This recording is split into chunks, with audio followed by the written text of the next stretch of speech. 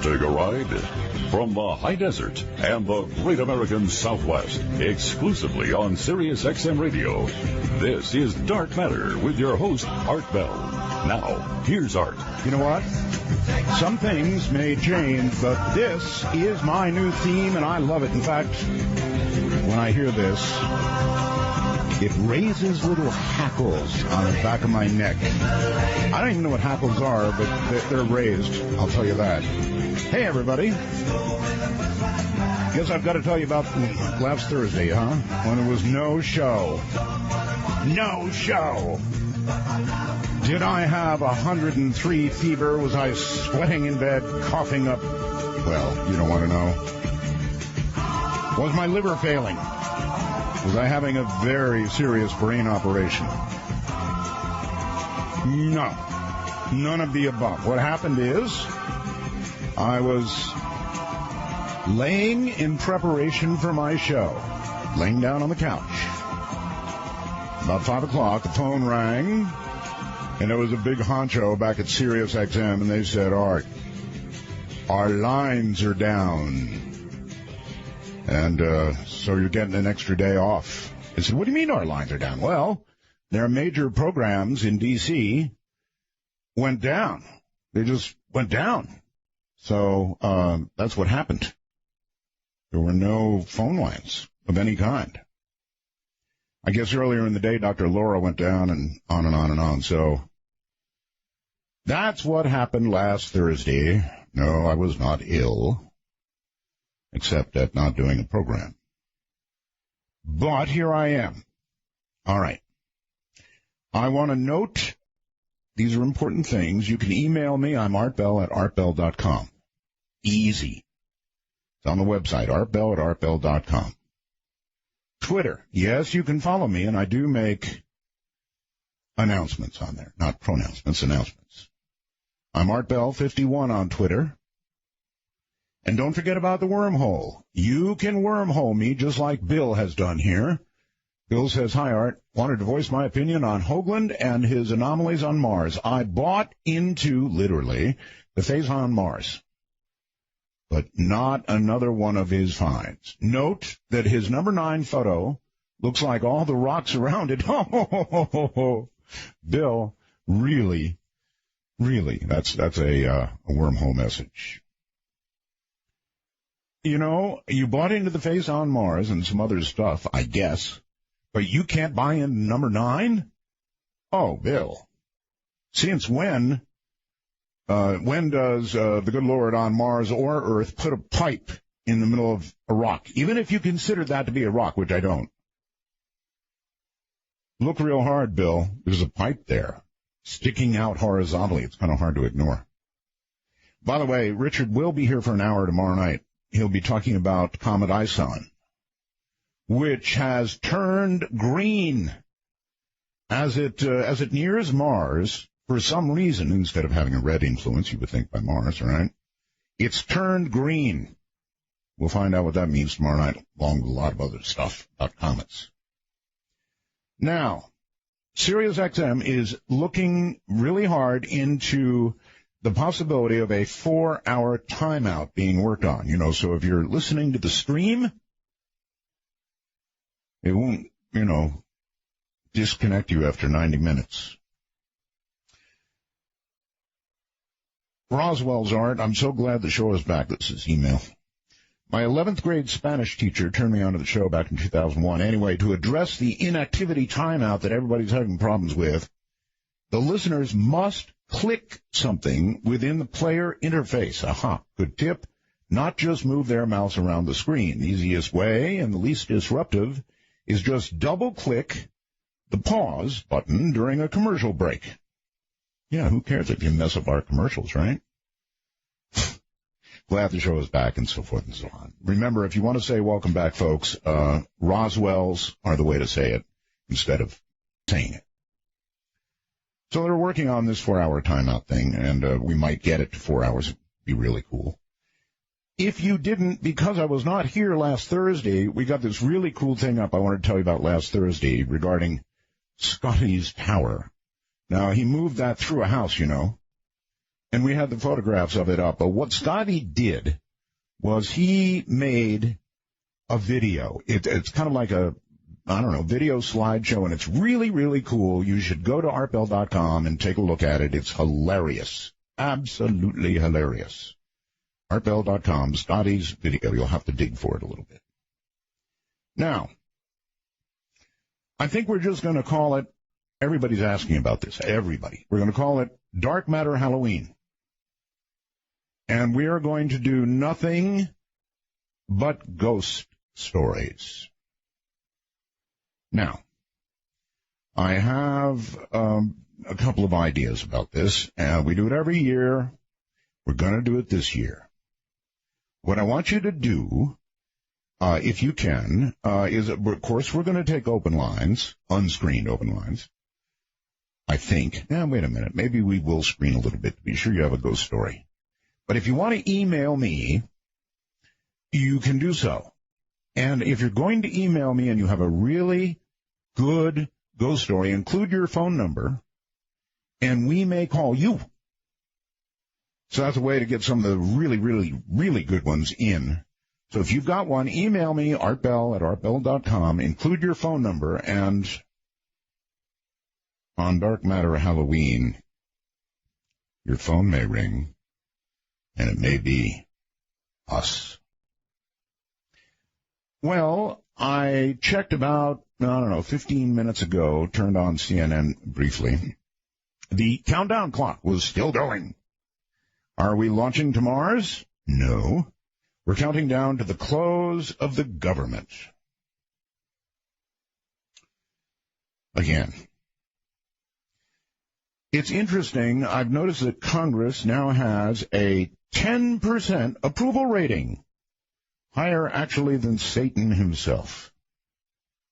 Oh, by the way, if they do close the government up, it's so sad, isn't it, that agencies like the IRS will close. Oh, but wait, they won't. IRS, even though our state parks are gone, trying to apply for a passport, forget it. But the IRS will stay open. Mm-hmm. Essential to national security? Oh, boy. It's been said that when you're one step ahead of the crowd, you're a genius. When you're 2 steps ahead, you're a crackpot.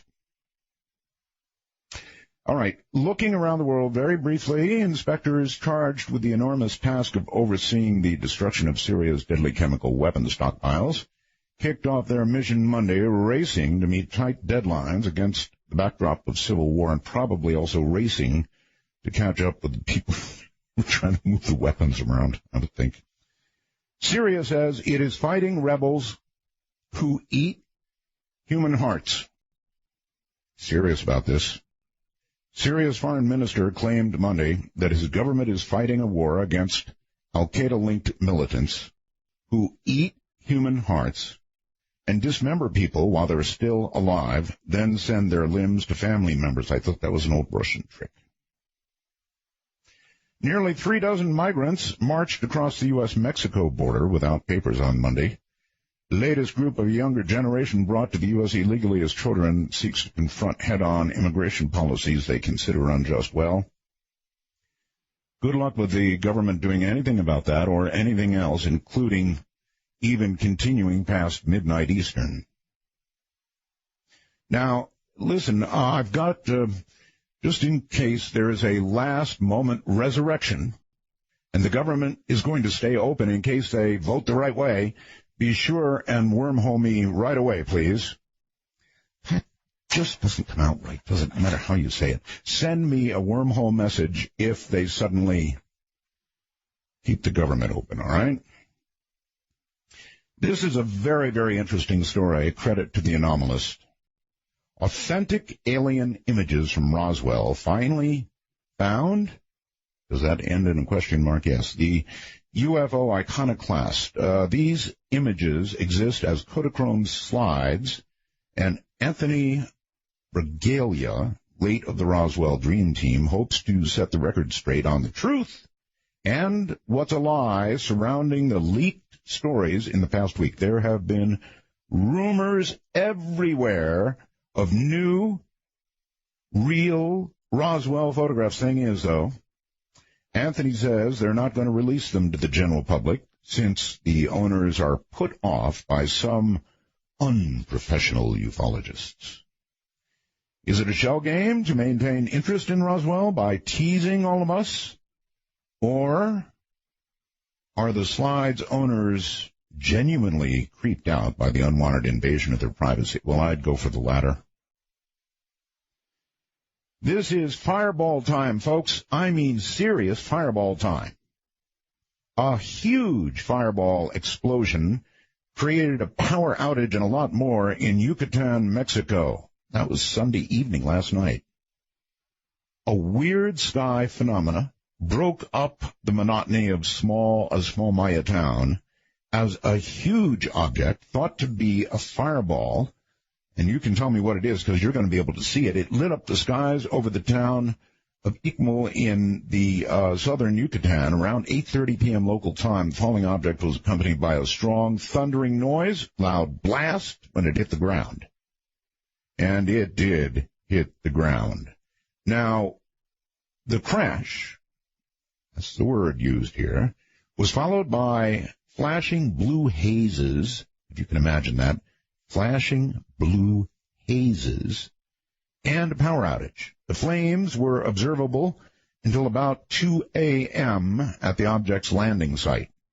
See, they used the word landing there. The sky phenomena was also observed in several other Mexican townships. What was it?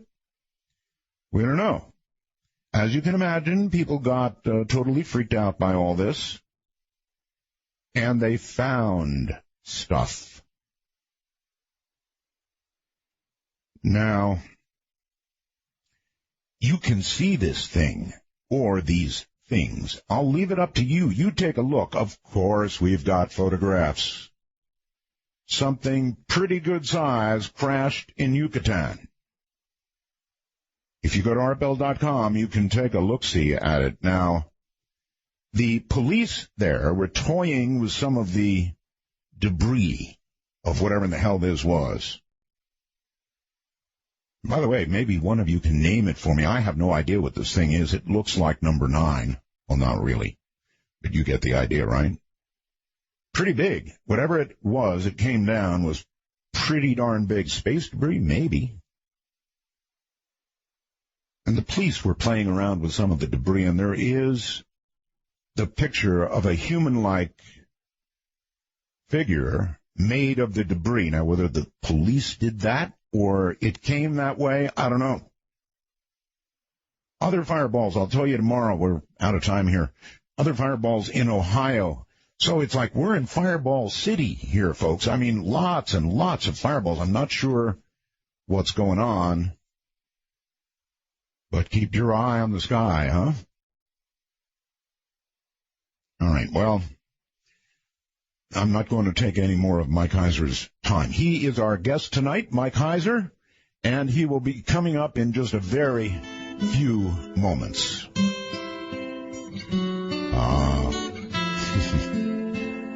The number one song, actually, of all time. You know that, right? From the high desert and the great American Southwest, this is Dark Matter, raging in the nighttime.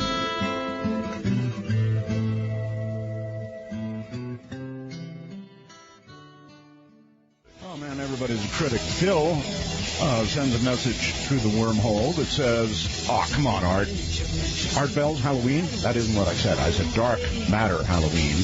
Anyway, he goes on, how about something more creative like Phantom Matters? Well, look, if any of you have a brilliant idea of what we can call it, then feel free, by all means, to suggest it to me in email, and if I like it, I'll change it. Nothing's written, in stone here.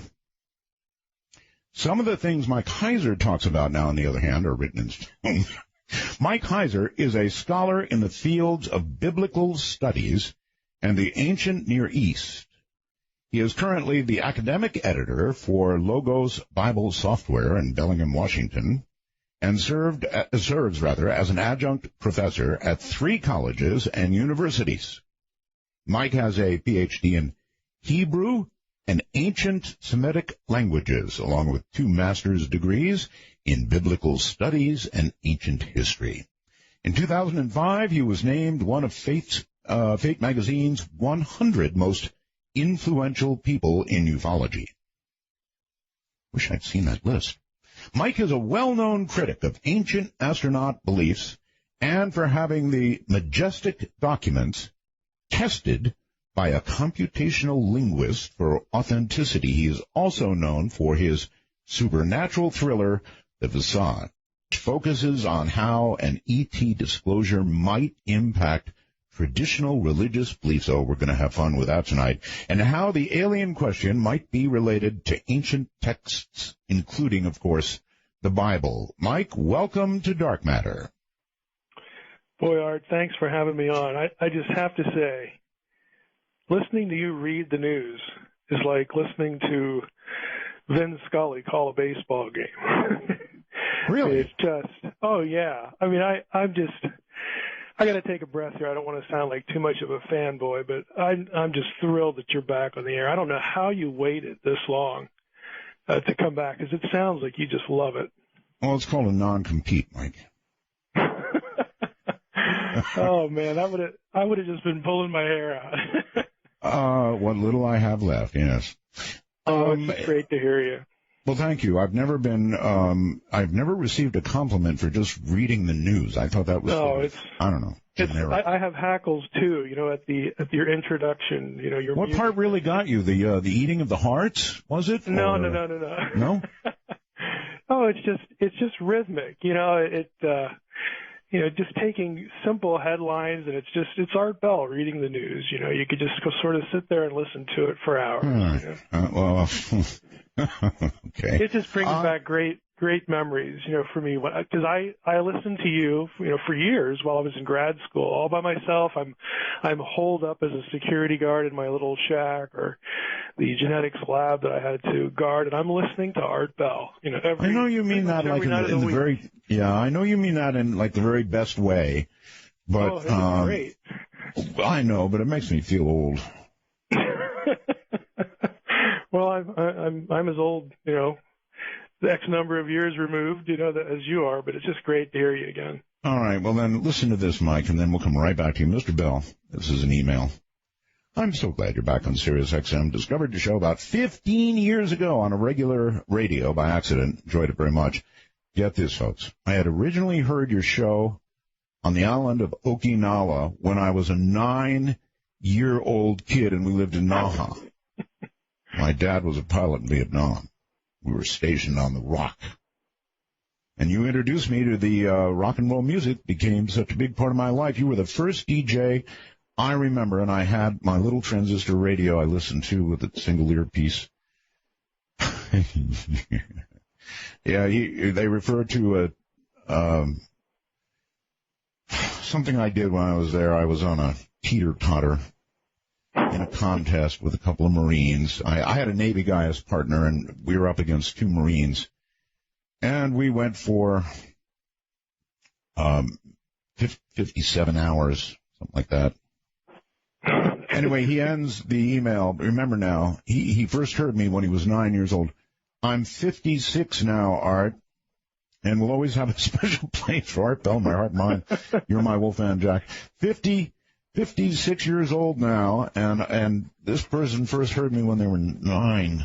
See, it's right. Wow. What you said is right down that alley. Well, it's not quite that far, but that's pretty impressive. At least you didn't hear me when you were 9. All right, let's get started. I want to talk about ufology. I mean, did you hear the first story that I read about the Roswell? Have you heard these rumors? Oh yeah, I've heard them, and I've read I'll be charitable here, the conflicting accounts of the story of the photos surfacing, and boy, this is going to be a big fight. I mean, it's already been a big fight, but it's going to be a big fight. What would you say, Mike? This is just a sort of a what if, but if they released these Roswell photographs, they were authenticated, and it was proven that we were visited by these creatures that, who knows, probably were at Area 51 for a while or disposed of in some manner or are still alive, whatever. In other words, real creatures. If it's proven, what will you say? Well, I would say I'm not terribly surprised. Personally, I don't have any. Really? Yeah, I don't really have any difficulty, theologically or religiously. But on the heels of that, that's me talking. I mean, I can say, well, I'm not real surprised, that. Given this or that, it's not really too much of a stretch. I mean, I look at it as an academic. I know that this question has been around literally, for 2,000 years. It goes all the way back to Aristotle, before this is pre-Christian. Are there other worlds? I mean, everybody's been talking about this for millennia. It's only really been recently that it's just become this scary thing, for religious people. So I would try to get people to pay attention to the conversation that's been happening for so long and say, look, it's a big deal because it is, now we have, evidence of this. But as far as the discussion, I mean, this, sort of just falls right into place. Then the questions change. They become different. It's not, are we alone or not? Then it's like, well, what does this mean? Where they come from? Are there others? And all this sort of thing. I'd like to live in the Star Trek world, where there's life, elsewhere and so on and so forth. I mean, I'm known for just asking what I think are reasonable questions about evidence and things like that. But if we ever had it, I wouldn't be unenthusiastic about it at all. But that's me. Mike, don't you think that, in this era of discovering suddenly hundreds and hundreds of exoplanets, planets that are like Earth that could conceivably support life, that's a major discovery, you've got to admit, in terms of the probability of life being discovered. Yeah, I think those kind of finds are better than something like the Drake equation. I tend to be in the crowd that has a fairly low view of the Drake equation because I don't know. Explain for everybody the Drake equation, please. Well, this is Frank Drake, the astronomer, came up with a famous equation that tried to articulate the probability of life existing elsewhere. And that's a worthy thing to attempt. The problem with the Drake equation is that every point of the equation was made up. In other words, there wasn't any data for it. Now, that's why I say this kind of thing. When we actually are starting to get data, there's X number of planets now that, to the best of our scientific ability, will support life. That starts to fill in some of those gaps. And so when I think probability, if someone's talking to me about the Drake equation, it's like whatever. But if they're talking about discoveries like this, to me that helps. Okay, so the last 5 years of the discovery of these exoplanets changes the equation? Well, if you're making a pun there, yes. Sort of, yeah.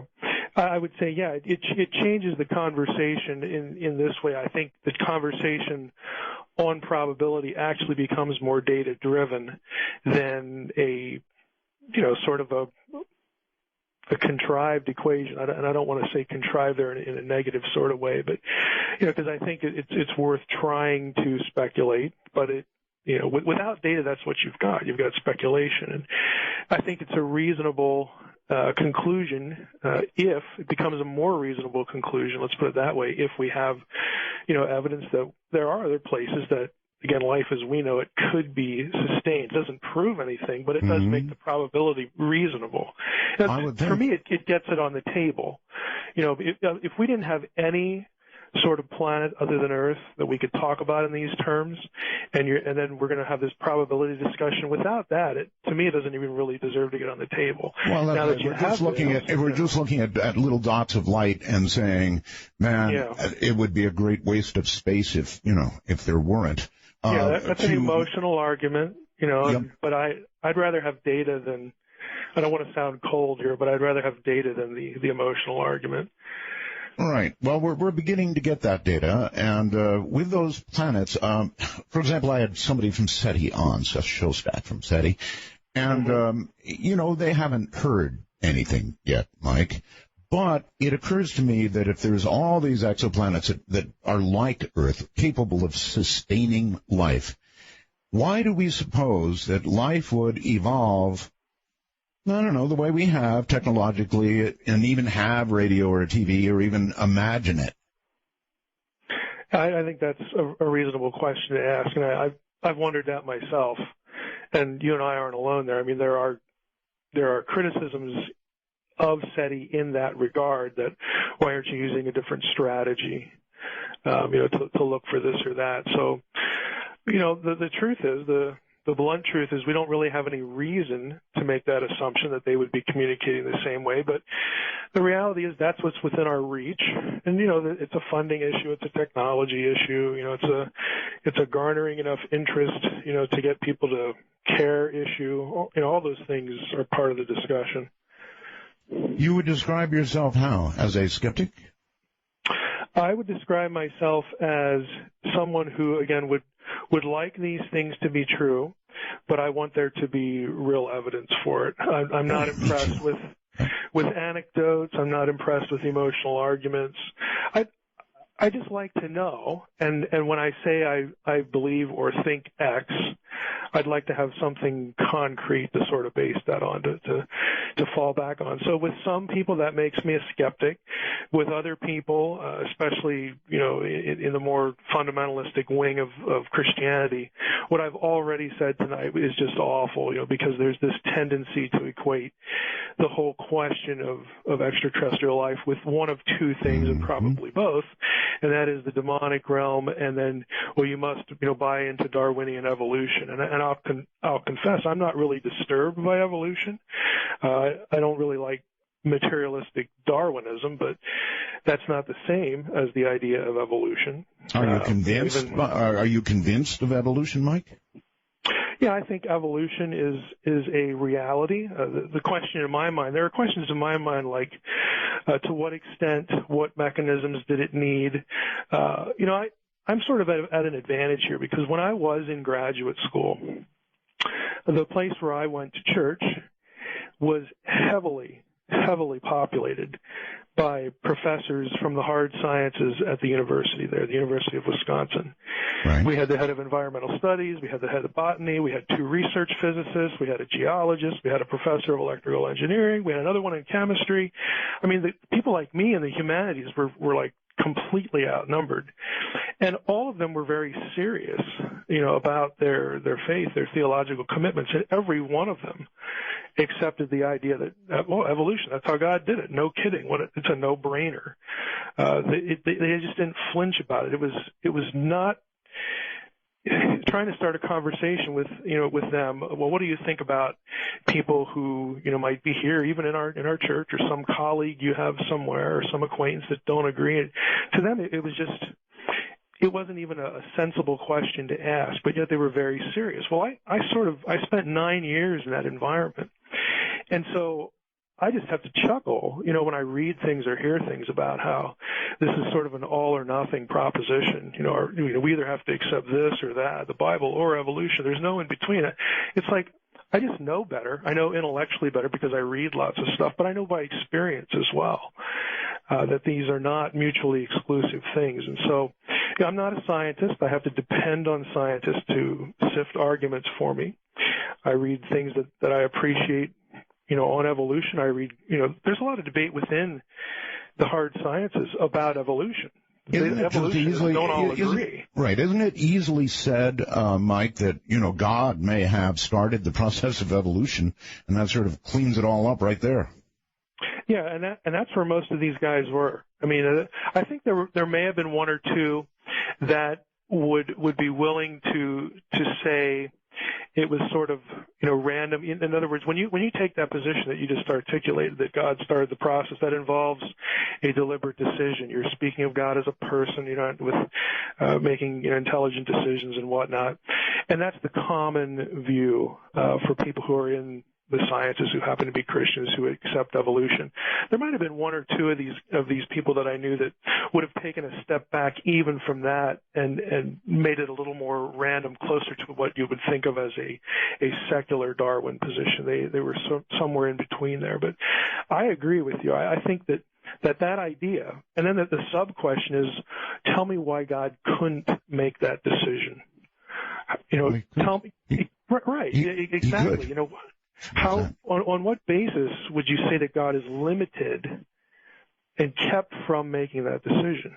And to me, that just kills the conversation. But, again, that's me. So I'm not troubled by the idea that if there is this thing, this force of nature, and in God's hand, some providential thing that we call evolution, maybe life evolved somewhere else. And then the discussion changes to, well, would God have a purpose in that? What would the point be?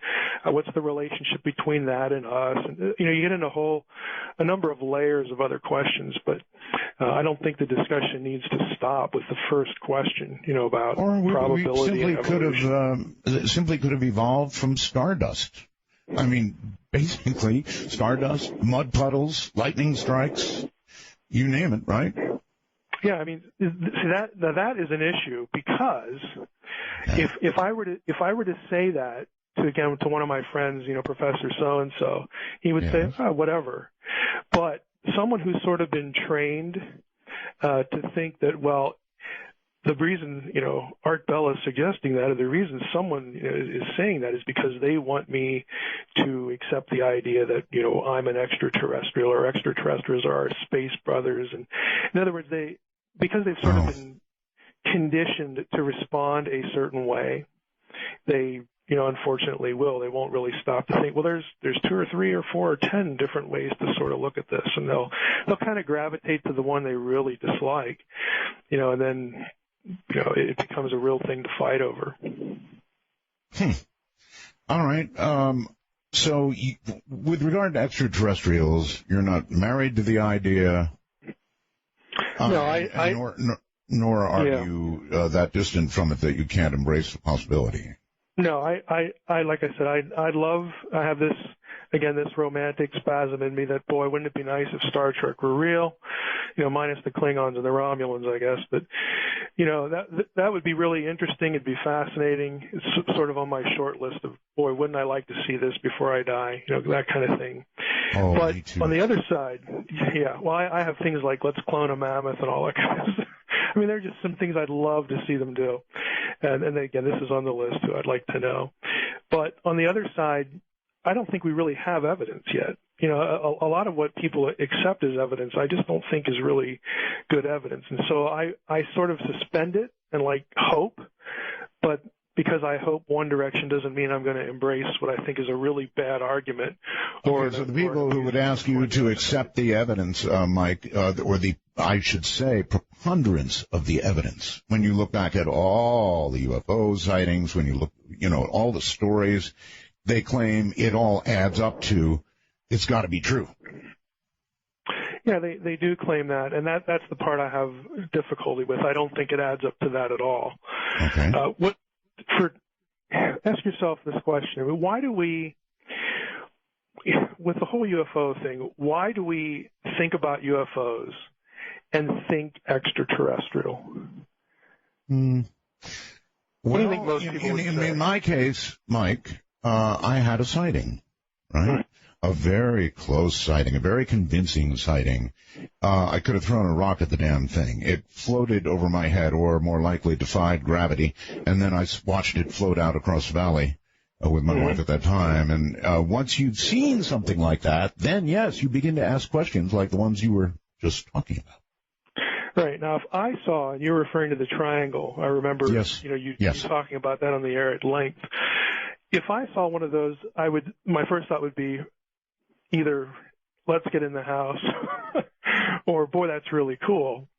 But I've read in this sort of technology, especially the slow-moving ones, is really on the board in patents. I mean, I actually blog about this stuff, with some frequency, back into the 20s and 30s. In other words, you could have seen a dirigible or a dirigible married to nuclear power. It's harder to talk dirigible when they make, when they go real fast and make turns and all this sort of thing. But what I'm getting to is you think extraterrestrial because it's an unfamiliar technology. Right. And it seems like the technology is something that, because we haven't experienced, the assumption is that it's not ours or that we couldn't do it. I've actually become more convinced that the technology is a dead end. Again, the Germans were making, triangular craft in the 40s. They had passed, all the tests. What do you mean? They had nuclear power, yes. The whole bit. Mike, what do you mean it's a dead end? Explain that, please. I don't think it's the question to ask. In other words, I don't think it's the thing that will tilt the question one way or the other. Okay. To me, the tougher issue is biologicals, okay, the claims of bodies and whatnot. So for me, that's what I would have to have. I would have to have, let's say that, we have these pictures or there's some other, real clear biological evidence. Okay, well that answers question one. Question two is actually a little different, and that involves visitations and then individual sightings, and then you sort of have to go from point one to these other points. But for me, the fundamental question of, are there extraterrestrials, intelligent extraterrestrials out there? I would need a biological entity because there's so much that you can, look at and dig out, and people have just devoted their life to tracing these exotic technologies. Like even in the Majestic documents, there are Majestic documents that actually have the elements in the quote-unquote power plant of the craft that you can find were used in technology during World War II to produce I'm going to have to interrupt you there. Without a reactor. I mean, right. they're all the same elements. I'm going to have to interrupt you there, Mike. Hold tight, please. We're going to do a break. Yeah. Mike Heiser is my guest.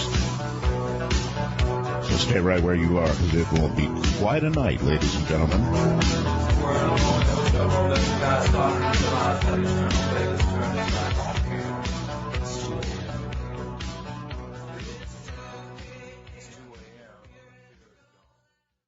Wow. That was really strange. Now, I'm used to unusual occurrences on this program, but that was bizarre. It's just like everything was suddenly gone. No audio, nothing. Really, really weird. Well, I've had everything from satellites spinning out of control to magnetic blankets across my valley. It's just really, really strange. Anyway, back with Mike Heiser. Mike, the Majestic documents, these were quoted almost biblically for years and years and years and years by so many people. And I guess you finally had a good, hard look and went out and got them tested. Can you describe how you did that and the results? Sure. And for listeners, if they go to my website, which is just drmsh.com, at the top there's a link that says Quick Links, and if they go to that page, they'll be able to download the study we did for free. And one of the links there, I'll just sort of overview it. What we did, and I say we because I had known of someone named Dr. Carol Chasky who did this for a living.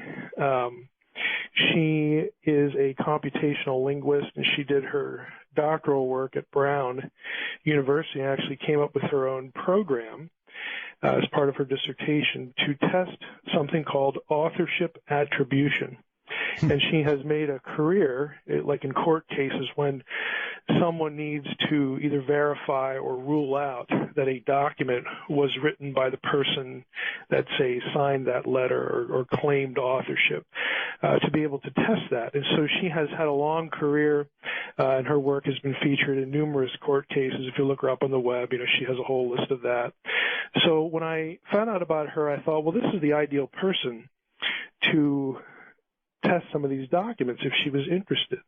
Now, when I contacted a quick question, sure. Mike, and it is this. Can you rattle off briefly the criterion she used? In other words, how does she authenticate? What methods? What she focuses on would not be common vocabulary, but would be what we call in grammar function words, little words like conjunctions, prepositions, interjections. In other words, the words that you don't really think about, but you just sort of habitually use in certain ways. Okay. That everybody sort of develops these unconscious patterns. And so she actually focuses on the uncommon in terms of, non-specialized vocabulary, but another way to look at it is they're the most common words that everybody uses. So when you go through a document, again, in her procedure, this is what you're looking for. And the whole idea is to establish patterns. Now, the methods we used only apply to documents in the Majestic group that had authorship attribution. In other words, a particular document that supposedly was sent by, Roosevelt or, Hillenkotter or somebody like that, General Twining. Right. So we had to pull those out. And then we needed documents that were more than one or two sentences, because some of these are just memos that, just one sentence. And so we had to have at least a paragraph. So we winnowed that. And then we wanted to zero in on the documents, and this was really a funding issue because I was paying for this. Which are the ones that have the most content that is the most explosive? Which are the ones that talk about extraterrestrial, bodies or, something that really, has an important role to play potentially in the whole narrative. And so we got a hold of those. And so what you do then is you have your documents that you want to test the attribution. And so what I had to do, and I enlisted the help of a couple people to find, okay, we're going to test two documents here that were written by, General Twining. Well, let's go to archive websites, and we would, try to find documents that nobody is going to dispute by this particular person. So we'd pull half a dozen of those, and we had to get them all typed out. We typed them as they were. We didn't correct anything if there were typos in there. And she basically takes all of that, and she's trying to establish, again, using the computer, patterns, again, isolating on the function words, within that person's consciousness. So even if they were dictated as opposed to handwritten letters that were later transcribed, it's still reflecting the thought pattern of the person that produced the particular document. And so all of the knowns get fed in, and then patterns are established, and then the unknowns. And what she did was kind of interesting. She took all of them, regardless of author attribution, in one round of tests, and sort of put those against all of the knowns by all the different people. There were 17 total documents, 8 or 9 different authors. And I asked her, well, why would you do that round of testing? And she said, if some of these documents, regardless of who the authorship is attributed to, if they start matching each other, regardless of the name, that's going to tell us that there may have been a common hand in producing them. I've got it right. Let me just pause for one second, and that's fascinating. What is her record? In other words, this sort of a test must have some sort of percentage of success associated with it historically, right? Well, there's going to be in the results that are produced, you're going to have this. If you look at the actual document, the actual article on the website, I have the Excel tables reproduced in that document. It's a PDF. And there's going to be a number, I hate to use the word percentage, but I'm not a math person, so I'll use it. There's a percentile number that is produced by the databases and the procedures that she uses. And she will then, she actually would tell me, because I can't decipher this, she told me what the numbers meant as far as, okay, this one, fits in with the patterning of the knowns, and so I would colorize them in the document for the reader. This one doesn't, this one does, and then she actually we went through every line of the spreadsheet, and she said she would highlight which ones that appeared to her eye mathematically, again, according to Mike, I'm sorry to interrupt. I know you're having a hard time hearing me when I start to talk, but this is really important to me to understand what her record is. In other words, what her in past documents of the same sort? Is she right 80% of the time, 70% of the time, 50% of the time, 99.9? What kind of, hit record does she have? I'm trying to learn, what kind of science we've got here. Yeah, she's going to be well into the 90s because her work is regularly tested in court, like under oath and things like that. So anyone who's interested in her, again, could go to her website. She describes different court cases that she's been part of, and what she did, what she was asked. No, it's just fine. If it's in the 90s, that's fine. I just wanted to understand the science that we were hearing about. So, I think genetics is like in the billions, right? Only one chance in 5 billion. That's not your child. So, right, okay, 90% or better. Right. So what the end result was of the 17 documents that were tested, again, it's a limited pool and only the ones that have an authorship attribution. Right. Only one of them she was able to look at and say, this one is legit. And that was the General Twining memo to General George Shulgin. It's a 1947 document. The other ones did not align with the knowns by the same author. And so she said, in a court case, this would just get thrown out. We could not draw any conclusions. We could not say anything factual about this document. We couldn't base anything factual on this particular document. So one passed the test. The most interesting thing to me was that 8 of them had authorial affinities with documents in the pool that were supposedly authored by somebody else. And she said, look, it doesn't prove that the documents were produced by a common hand, but it does suggest it. She was real picky about her terminology there. And I reproduced her terminology in the document. She would say it doesn't prove that they were all, manufactured by the same hand, but it sort of. Quick question, Mike. The Twining document, the one that she authenticated, could you give all of us an idea of what was the essence of the Twining?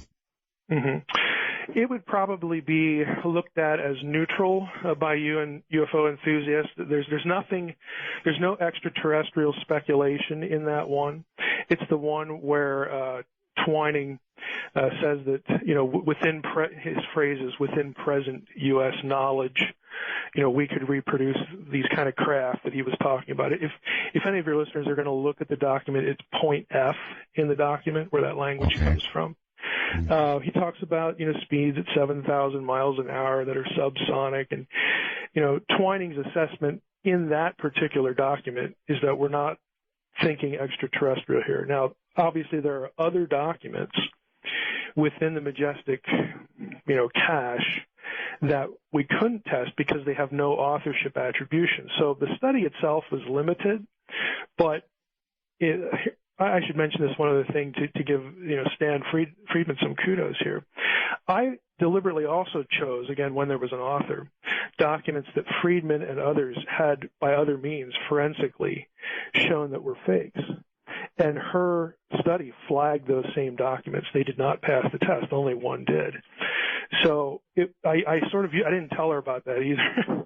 I sort of used that for my own sake, because I don't understand the science. I'm depending on her. To me, there would have been something wrong if one of those came up good when I knew they weren't. And so it actually validated, some of what the work that Stan had done on some of these other documents. Now I know he's very committed to the extraterrestrial, view of the documents. So it doesn't prove or disprove that. It does show, though, that there's a lot in this that really looks suspicious, and that shouldn't be earth-shattering either, because anybody who knows about the history of how we got the Majestic documents, it's a very shady history. For your listeners, again, I think one of the best things they can read on this is the 2007 Mufon Symposium document. That was an update on Majestic research. I have a link to that on my Quick Link site. But I'm kind of sour on the Majestic documents, and I know that there's a lot that's post-1989, which is a year that matters for this, this discussion, that could very well be genuine, and some of the older ones might be, but it's got such a checkered history that I I don't feel like I can trust them for a whole lot. Okay, so other than the Twining document, the others showed basically attributes that would say, look here, the same person wrote all of these, except this one. Yeah, for instance, you'd be looking at a Hillenkotter document that matched the profile of a JFK document. Now, that just shouldn't happen. No. Because they're different people. And she just flagged, 8 of the 17 just sort of, stuck out like sore thumbs, to her, that she just thought there's just something not right here. And she flagged those right off the bat. The other ones didn't pass the test for, other reasons. But those 8, she said, there's 8 in here that they just look suspicious. Okay. And my next question for you, Mike, would be the UFO community. In other words, when you came out with these findings, how did the UFO community react to it? Was there a lot of anger? Were people lashing out at you, or what happened? Well, it was mixed, as you might expect. I unveiled this at a conference in Roswell, and Rich Dolan and I talked afterwards, and Rich was really enthusiastic about it. I mean, he more or less said, this is the kind of thing that we need to be doing, and I expect that from Rich. I think Rich is a serious researcher and have a high regard for his commitment to doing real research. My biggest disappointment was actually Stan Friedman, because he didn't want to really hear anything about it. I think he somehow got my novel, which has a lot of, there's a lot of religious angle to it, and the whole UFO question, confused with this report, because he just sort of went off on it, and I was a religious fundamentalist or something like that. It's like, Stan, it validates this other work you did. I think you might want to actually read the document, and not get it confused with the novel. So it was mixed, but that wasn't a surprise, and that's okay. I just wanted to. Is it unfair, Mike, to suggest, as Stanton seemed to, that your religious background influenced you in some way? I mean, I think it's a fair question. Well, it would be if I had written any of the documents, and if I was the computational linguist that had it tested, and I was the computational linguist that produced the program that had it tested. I'm none of those things. I was just the guy that said, hey, here's somebody who does this for a living. Would she be interested in, testing these documents? And she was. So, it didn't really go anywhere as far as a huge, impact, because, to be honest with you, people are sort of committed, to what side of this question they're on. Most people, are more interested in looking at evidence that kind of, leans the way they hope it leans. I wanted to know, because I'm a language guy, and we do this kind of work, in the office with not forensic, authorship attribution, but we do lots of stuff with software that applies to languages. And so this just seemed an area that I could actually contribute something, into ufology. So we did it. Okay. Well, it certainly wouldn't surprise you, Mike, would it, that a lot of people would perhaps accept Stanton's notion that you are committed to a particular point of view, and this fits that point of view. And I'm not suggesting that there's anything wrong with the findings or the testing or anything else, but I can see why people, might say you're married with a certain point of view as well. Well, I don't really care one way or the other. I mean, if there are aliens out there, then great. I just like to know, and I'd like there to be real evidence. I don't want cloak and dagger anecdotes. I don't want, accusations going from this ufologist back to that ufologist where I have to pick which one I like. And that is not data. And if that irritates people, well, so I'm not responsible for that. Okay. All right. No, that's entirely fair. You've also debunked the ancient astronaut idea, right? I mean, what about the long runways down south and all of that, all the rocks that have been decorated, seeming to show aliens with space helmets and all of it, Mike? Why? In what way do you feel? In other words, do you have something, I don't know, equivalent to what you did with the Majestic documents when it comes to ancient alien theory? Well, I don't. In my mind, I distinguish everything we've talked about up to this point. You know, the question of, are there extraterrestrials? Are these documents real or not? So on and so forth. I distinguish all of that. To me, that's serious ufology. Right. The ancient alien stuff, I don't take seriously at all, because I do know ancient texts and I do know ancient history. I know where to get to information in archaeology and anthropology and all this stuff. And that part, and I know they get lumped together, and I understand why they get lumped together. But I treat one seriously and I treat the other not seriously, because frankly the work is extraordinarily poor and in many cases just literally made up. And I don't think it really deserves the amount of attention that the other part of ufology gets. Well, there is some hard evidence in forms of pictograms and in the form of what appear to be runways, that kind of thing. How do you handle that? So we have a pictogram from a foreign culture. Mm-hmm. We have no text that tells us what it is. Very true. So what we have, and this is just the blunt reality, okay? This is realville here. We have a picture that I'm going to use my 21st century mind, part of which is influenced by this narrative, and now I'm going to interpret that picture. I could be miles and miles and miles and miles and miles away from anything accurate. And in most cases, people have been able to produce the same picture in other provenanced objects where it's clear as to what the purpose of this thing was, or, there might be a text that goes with it. That's when you really get lucky, when there's actually textual material that goes with it. And enough bad work has been demonstrated in that area, and it's inherently subjective.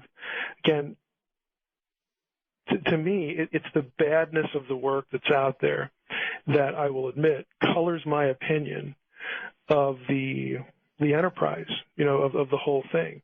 I'll give you an example. You have these quote-unquote reptilian figurines that are circulating on the web, and people are referring to them as Anunnaki figurines. Well, guess what? Yeah, they come from Iraq, but they come from a civilization that predated writing period. They predate the Sumerian text, and they don't have any text on them. Why? Because writing hadn't been invented yet. There is nothing about the object that tells you anything about it, that identifies it in any way, but people will take it and just run with it. All right, hold it right there for a second, Mike. We're going to take a break, and we're going to be right back. Fascinating stuff. So we'll get to the pictures on the rocks, the runways, ancient astronauts, how it all just isn't right. I don't think he agrees with Zachariah.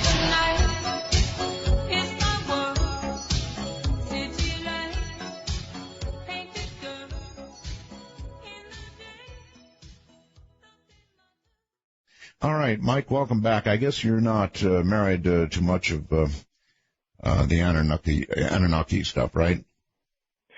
Well, as far as ancient aliens goes, no. Mm-hmm. I mean, the Anunnaki, of course, show up in Sumerian, cuneiform texts. I mean, it's a little over 100 times. I should say something. I don't know whether to encourage people to go see this or not.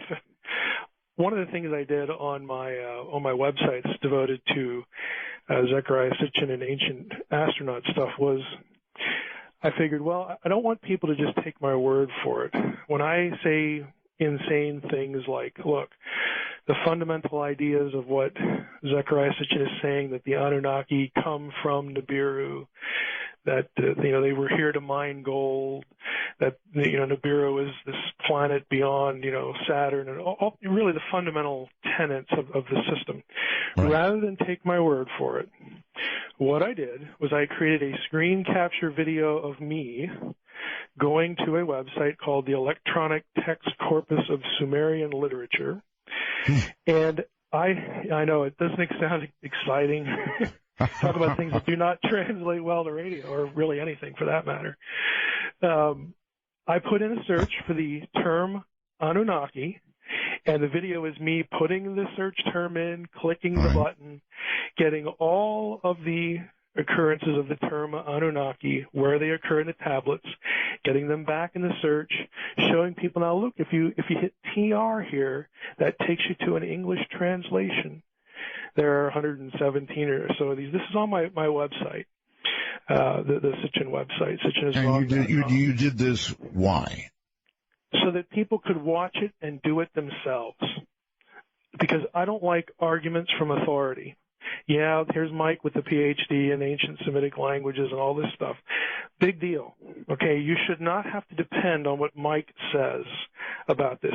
Go to the site, run the search, click the translation, and you will see that I'm correct here. Okay, none of these ideas about the Anunnaki that Sitchin really depends on to roll out his extraterrestrial narrative. The texts don't say anything about the Anunnaki in regard to these items at all. It literally doesn't even exist. It's not a question of, well, Mike would translate it this way, but someone else would translate it that way. I'm saying the material doesn't even exist. Now, if I made a crazy claim like that, without knowing that it was real, I mean, I'd have to have my head examined, okay? But I got so tired of trying to explain to people this is not a translation issue, at least in regard to the Anunnaki. Are you suggesting by implication that Zechariah needs his head examined? No, the late Zechariah Sitchin did not need his head examined. What I think, and I've heard people say really nasty things about Sitchin that I just think are nutty. Okay, I do not think Zechariah Sitchin is a reptilian. Okay, I do not think he was an Illuminati agent. No, but you think everything pretty much that he thought was wrong. I think his narrative, his explanation of the Sumerian text is completely wrong. What I think he actually did is, he reads the text in translation, using Kramer or some other known translation at the time. And I think he essentially created what you could loosely call an allegory. I think he tried to marry what he was reading with the characters and the mythologies, and then he would get into cosmological text. And he married that somewhat to Velikovsky, the whole worlds in collision thing. Right. Well, I interviewed him, Mike. I interviewed him many times, and he, believe me, was very, very married to it. There's no question about it. Oh, I know. He was absolutely committed to it. Like an article of faith. Yep. And I'm just saying, look, there's just nothing here. I mean, it's not the same in other issues, that where you do, there are issues of this is a good translation, that's a bad translation. It's not anything you could put in one category. But as far as I should mention this too. But one of the other things I did besides creating that exciting video for people was I looked up all of the scholarly academic articles on the Anunnaki I could find. There were 3 of them. Unfortunately, they were all in German. There's nothing more recent than the mid-20th century, and I hired someone, a specialist in German, to translate the documents. People can get those translations as they are. It's a lot of pages because they're 50, 60 pages, but you can actually have the best research on the Anunnaki, Sumerian, Assyrian scholars.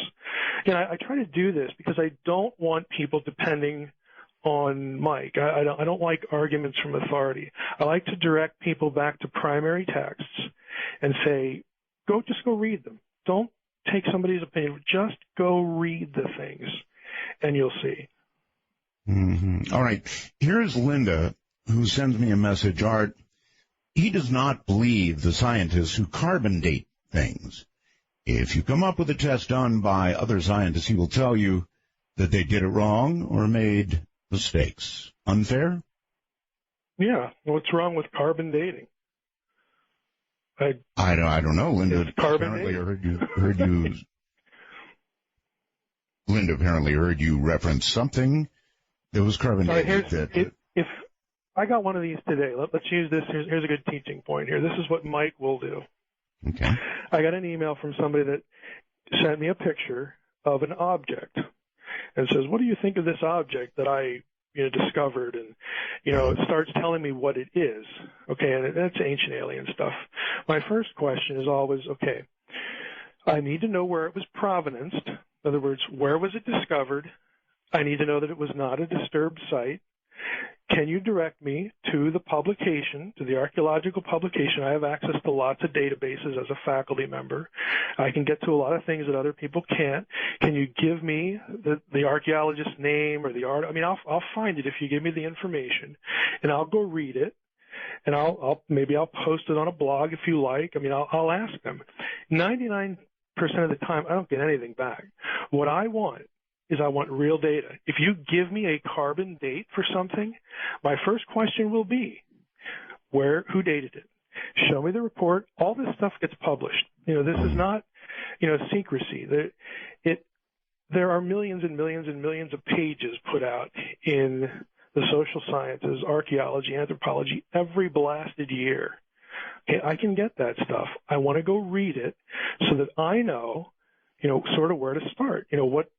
Who did this? Who discovered it? I'll email those people and say, hey, Professor so-and-so, I read your article on this and that, and I have a question.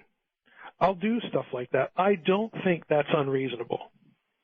I really don't. No, it's not unreasonable. But again, when people look at you, they get irritated. Well, perhaps a little. I call myself the equal opportunity offender because I'll do this with Christians that email me too about some point of, well, you're a heretic out there because you don't believe in a global flood, or you don't believe in this, or you don't believe in that, and whether I do or not, or most of the time they're just repeating something they heard. I'm going to ask them for the same thing because, look, even if I like your position, a bad argument in defense of a good position is still a crappy argument. That's what it is. So wouldn't you rather have a good argument for what you believe as opposed to a bad one?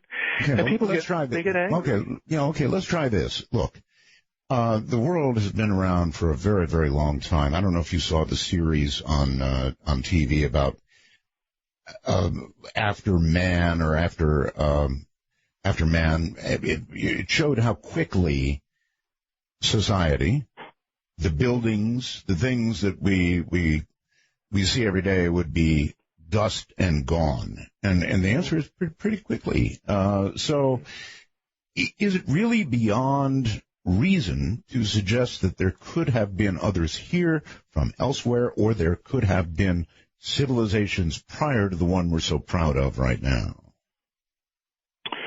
Well, that's an argument that could actually be used, both ways, to argue that point and also to argue against that point. The other problem is it's an argument from silence. Well, I don't see a whole lot of buildings in this place, but boy, the Earth's been around here so long, so they must have been here. Well, that's kind of really not a sound argument. I mean, in theory, we have evidence of writing, which is a mark of a high civilization. People don't stop to think about how important writing is, but you need, to preserve thought for the next generation on practical things, how to build things, how to make things, so on and so forth. So I would expect, if there were like these long ago civilizations, like let's say Blavatsky talks about, millions and millions and millions of years, well, it's really convenient to attach that number to it because then you think that exempts you from having any evidence. Well, it really doesn't, because if you're going to make the claim, I need to know that the claim is reasonable. And I don't think that is an unreasonable thing to ask for.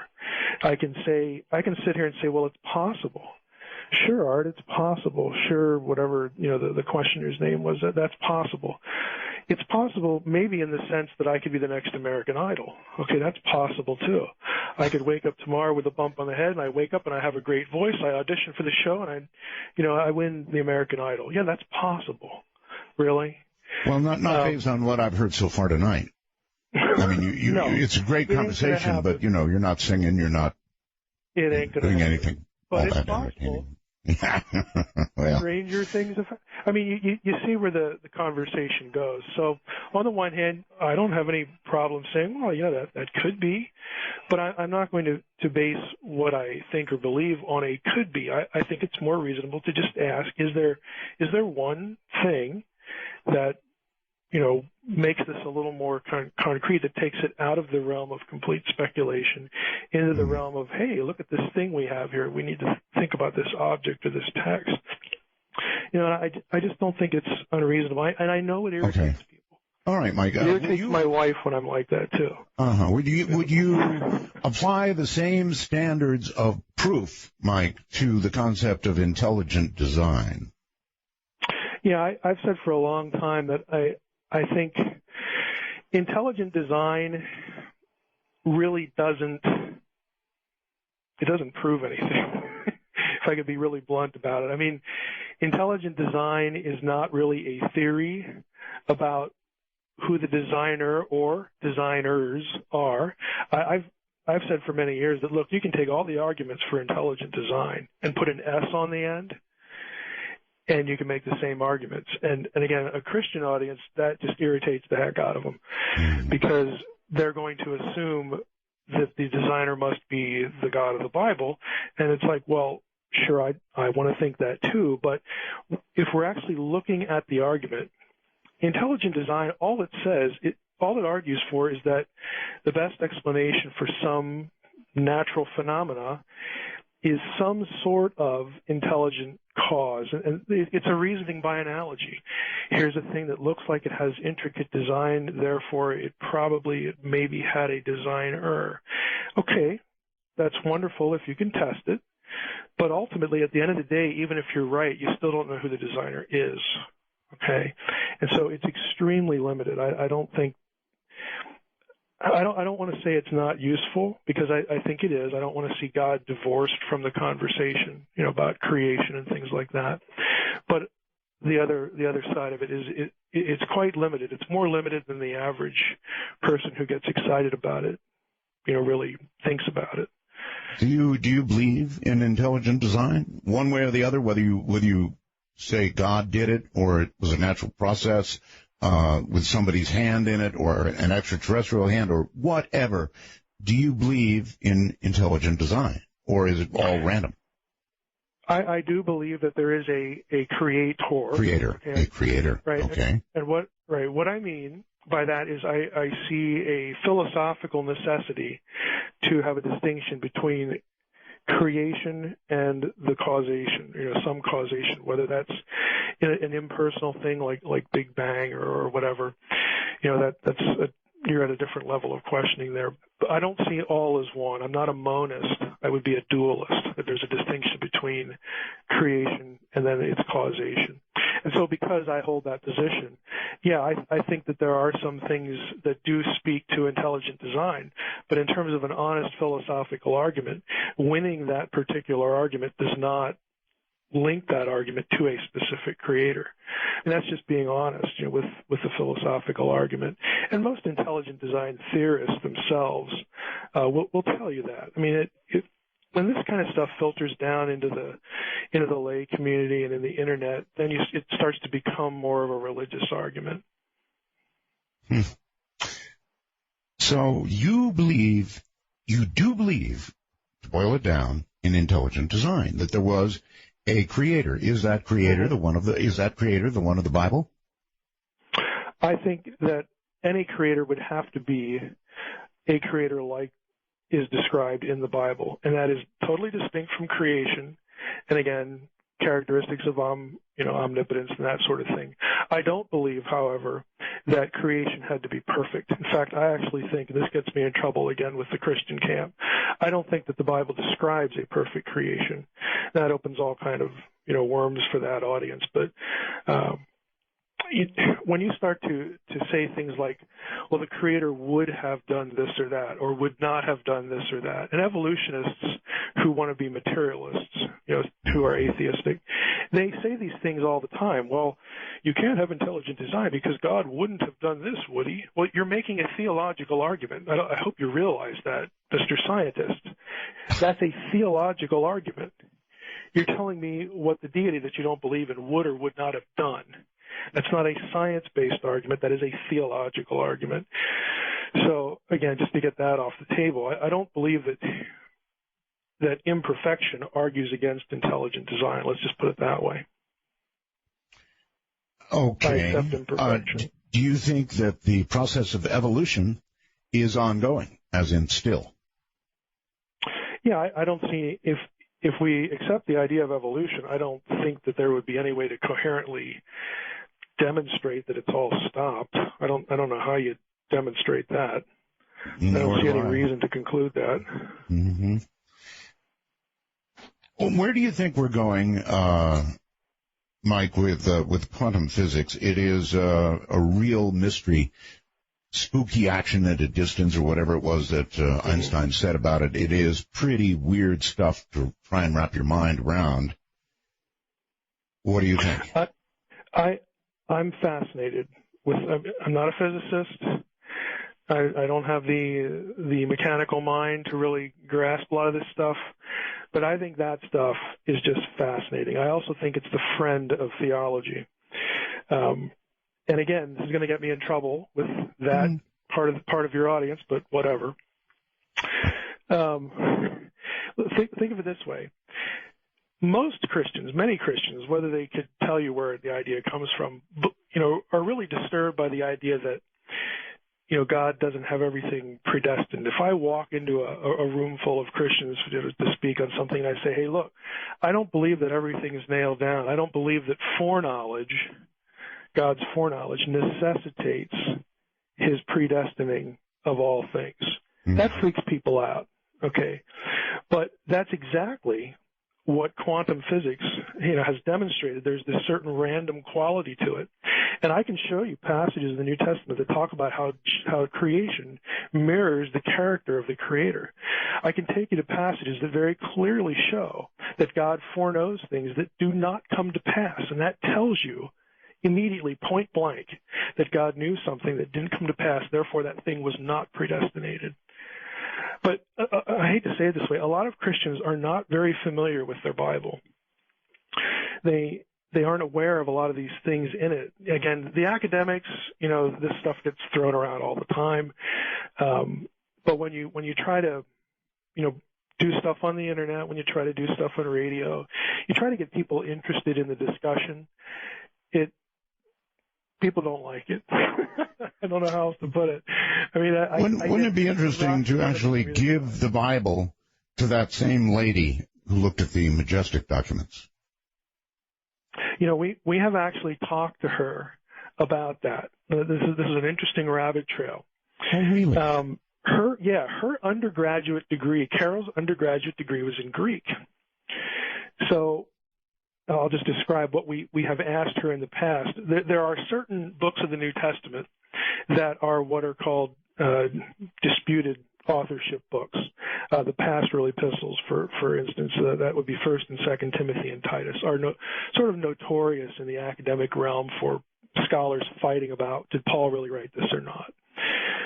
So we've asked her, hey, are you interested in this because we can give you, the digital form of the Greek New Testament and check out authorship attribution. And of course, she brings up the obvious problem.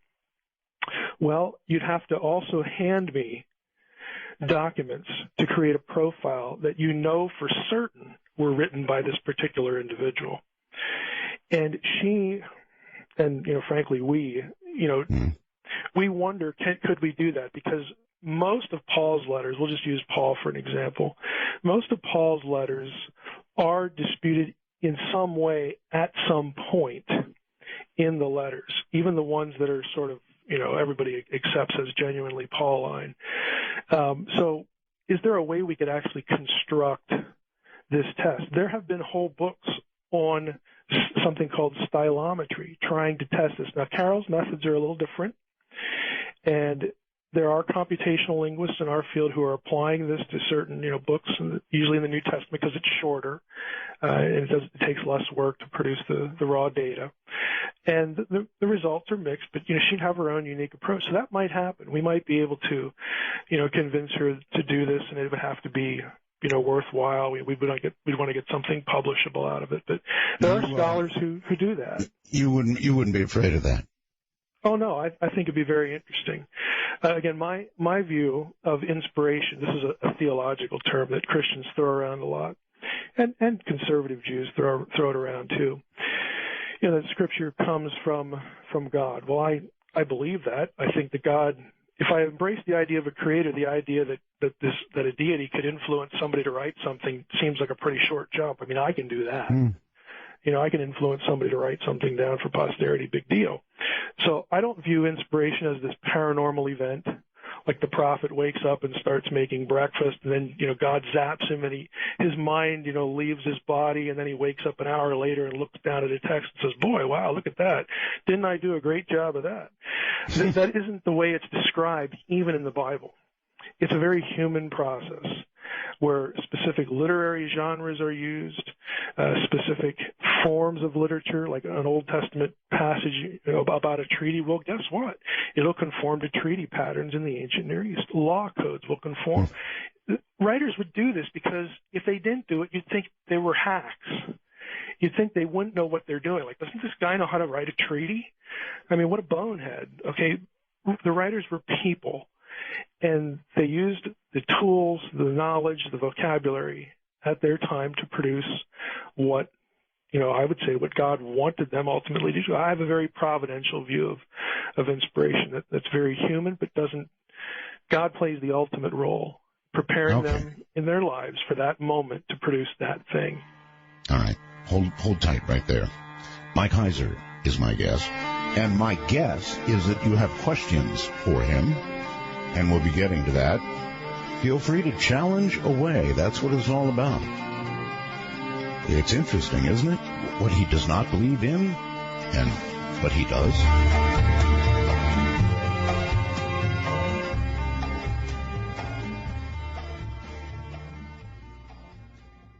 Well, okay. Mike Heiser is my guest. And, I've got a good question. It involves Adam and Eve. Mike, I wonder if you think the whole idea, the whole story of the original Adam and Eve is even possible. I mean, there are genetic arguments, I guess, against it. Is that true? Yeah, there are certainly genetic arguments against it. I've actually followed this one for the last 2 or 3 years pretty closely. It's quite controversial even within Christian circles because you have Christian geneticists on both sides of this one. Here in my neck of the woods, there is the guy lives who's more or less started the whole thing. Dennis Venema up at Trinity Western produced an article that really argued against a historical Adam and Eve because of statistics, that you can't account for populations as we know them as coming from a single pair. And that's been batted around quite a bit. Some people, and I think about this, some people would say, well, we don't really need to care about a single pair because if we go back to a literal reading of Genesis after the flood, we have more than one pair. We have 4, Noah and his sons. And so then the argument proceeds from there.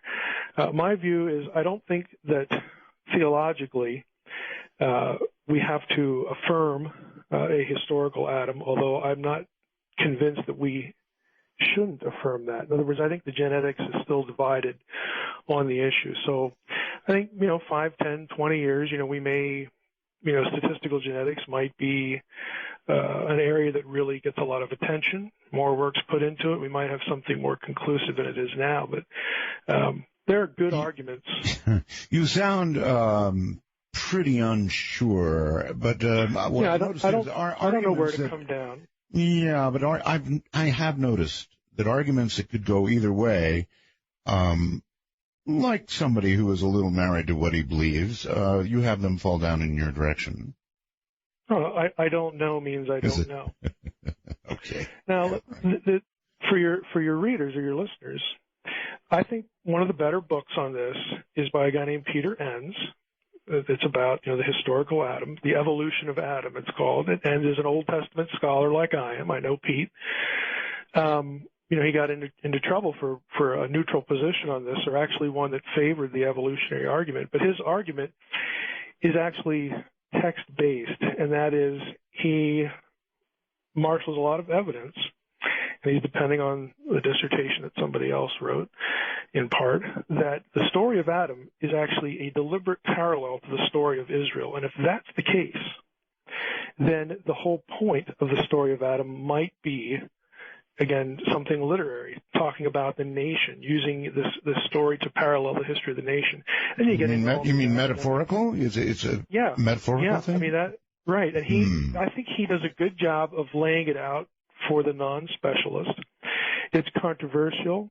I like parts of what his argument says. I like, I don't like other parts of it, but I think in this case, I don't think genetics lies, obviously.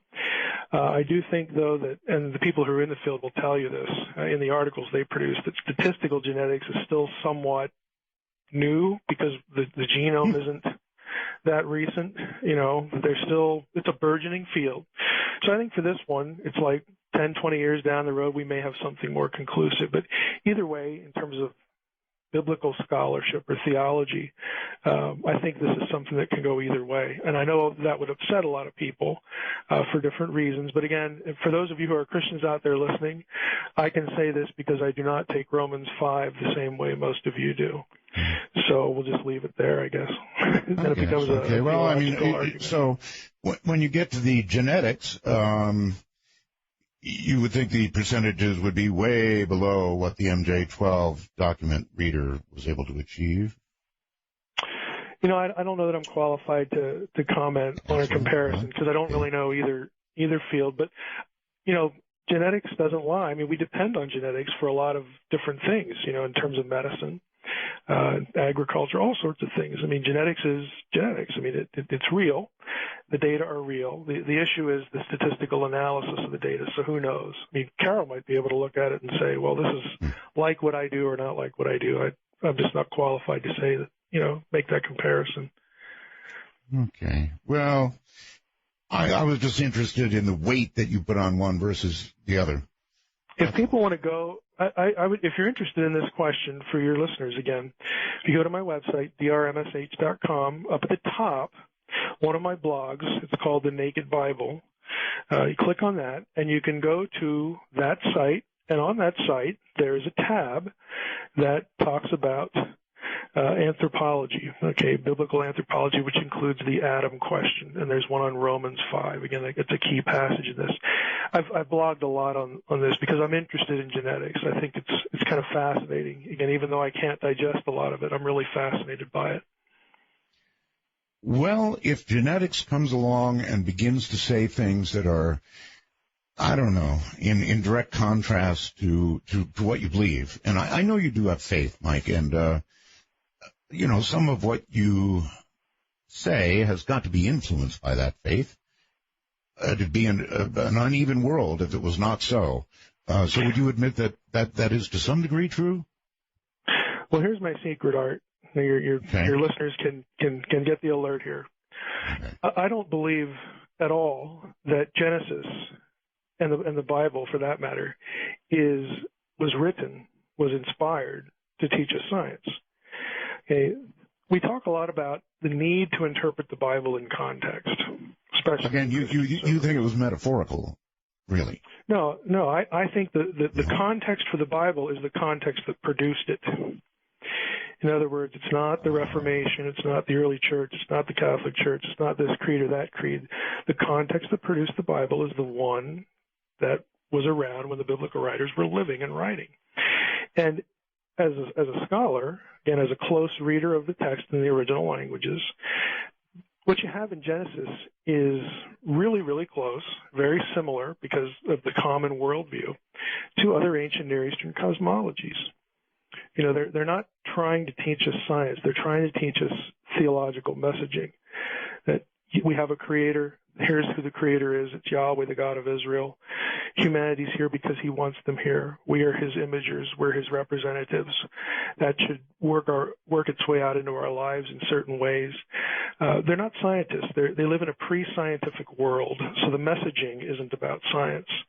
Now, I don't think the theological messaging contradicts science, though. I am a theist. I am someone who believes in a creator. And I can, stack PhDs all night long of people in the hard sciences I personally know who would stand with me in belief in a creator. I don't think it overturns that apple cart at all. Now, what's problematic about that with a lot of hearers, people that would hear me, is that they're used to having their Bible filtered to them through a creed or a tradition. Yeah. And I'm not antagonistic to creeds and traditions. I'm more apathetic toward them. And I'll grant you, I can say that because I've had the training. I know all the languages and all that stuff, but I have to be honest with people and say, look, this is the way I look at things. I take the Bible for what it is. I do believe there's a God. I believe in a creator. I believe that the God is behind this thing we call the Bible. But we have to put it in its own context and ask ourselves what I think are reasonable questions. Why would God choose this time and place to do this? What's the point of it? What is he trying to message to us, and what is peripheral? Things like this. So as a scholar, I'm very mainstream in that, but when it comes to, people who, don't work in the field, some things I say can bother them. And I understand why that is, but I just don't filter it. A lot of my guests bother people. For example, I had a fellow on named Matthew Alper recently. Mm-hmm. Matthew wrote a book called The God Part of the Brain. Mm-hmm. Have you ever heard of that? Oh, yeah. Yeah, I've heard, not the most recent show, but I've heard previous shows. Okay, good. All right, so basically, he's saying that, look, human beings have an innate fear of their own mortality, and the brain has adapted over time to embrace the concept of a creator in order to assuage that fear of mortality. And it is a reasonable thing to imagine. I wonder how you address something like that. Well, your audience will understand when I say this, and I'll try to unpack it. If I had to put my money on Matthew Alper or Dean Radin, my money is on Dean. Okay. In other words, Alper's position depends on philosophical materialism, that all that is real is somehow biologically based or material based. Okay, I don't believe that. Lots of people don't believe it who have nothing theological invested in it, and lots of neuroscientists don't believe it. The real question comes down to, is all this stuff something the brain produces or something the brain receives or mediates or filters? You have the radio and you have radio waves. Mm-hmm. Okay, one of Alper's things is, well, if you took this gene out or you took this drug, it would sort of shut the thing off. Well, if I took the battery out of a radio that I've been listening to, I cannot conclude that the radio waves are not still there. Well, one of the things he did say, I want you to address this, is that, look, if you take somebody who is very religious and they have an accident, they hit their head, many times they're suddenly not religious anymore. Exactly what I would expect. That phenomenon works just fine with the idea that the brain is a receiver or filter of consciousness. You do not need to have the idea that the brain produces consciousness or is consciousness to explain that. Both paradigms can explain that very same thing. And again, I think on one hand, what Alper's saying is I think more intelligent than weird stuff like the God helmet guy, which I think is just ridiculous. So I'm going to give Alper credit for coming up with a more thoughtful idea. It's not unique with him. I mean, if anybody who's studied, and again, this is something else I'm interested in, the whole problem, quote unquote, of consciousness, gets into the mind-body problem, the mind-body issue. And neuroscientists are divided on this issue. I mean, I would want to know things like, well, why doesn't everyone believe in God then? Why do some people who believe in God later embrace atheism? Well, the numbers are pretty high. Why are conceptions of God so different? Right. Let me repeat. The percentages are very, very high. I mean, even if you go to islands. Percentages for which? Those who believe either in God or a God. Those who worship it's almost universal. You can go to islands that have been barely touched. I would expect that. Okay. Well, I mean, again, if we're going to, well, let's just throw the Bible in here again.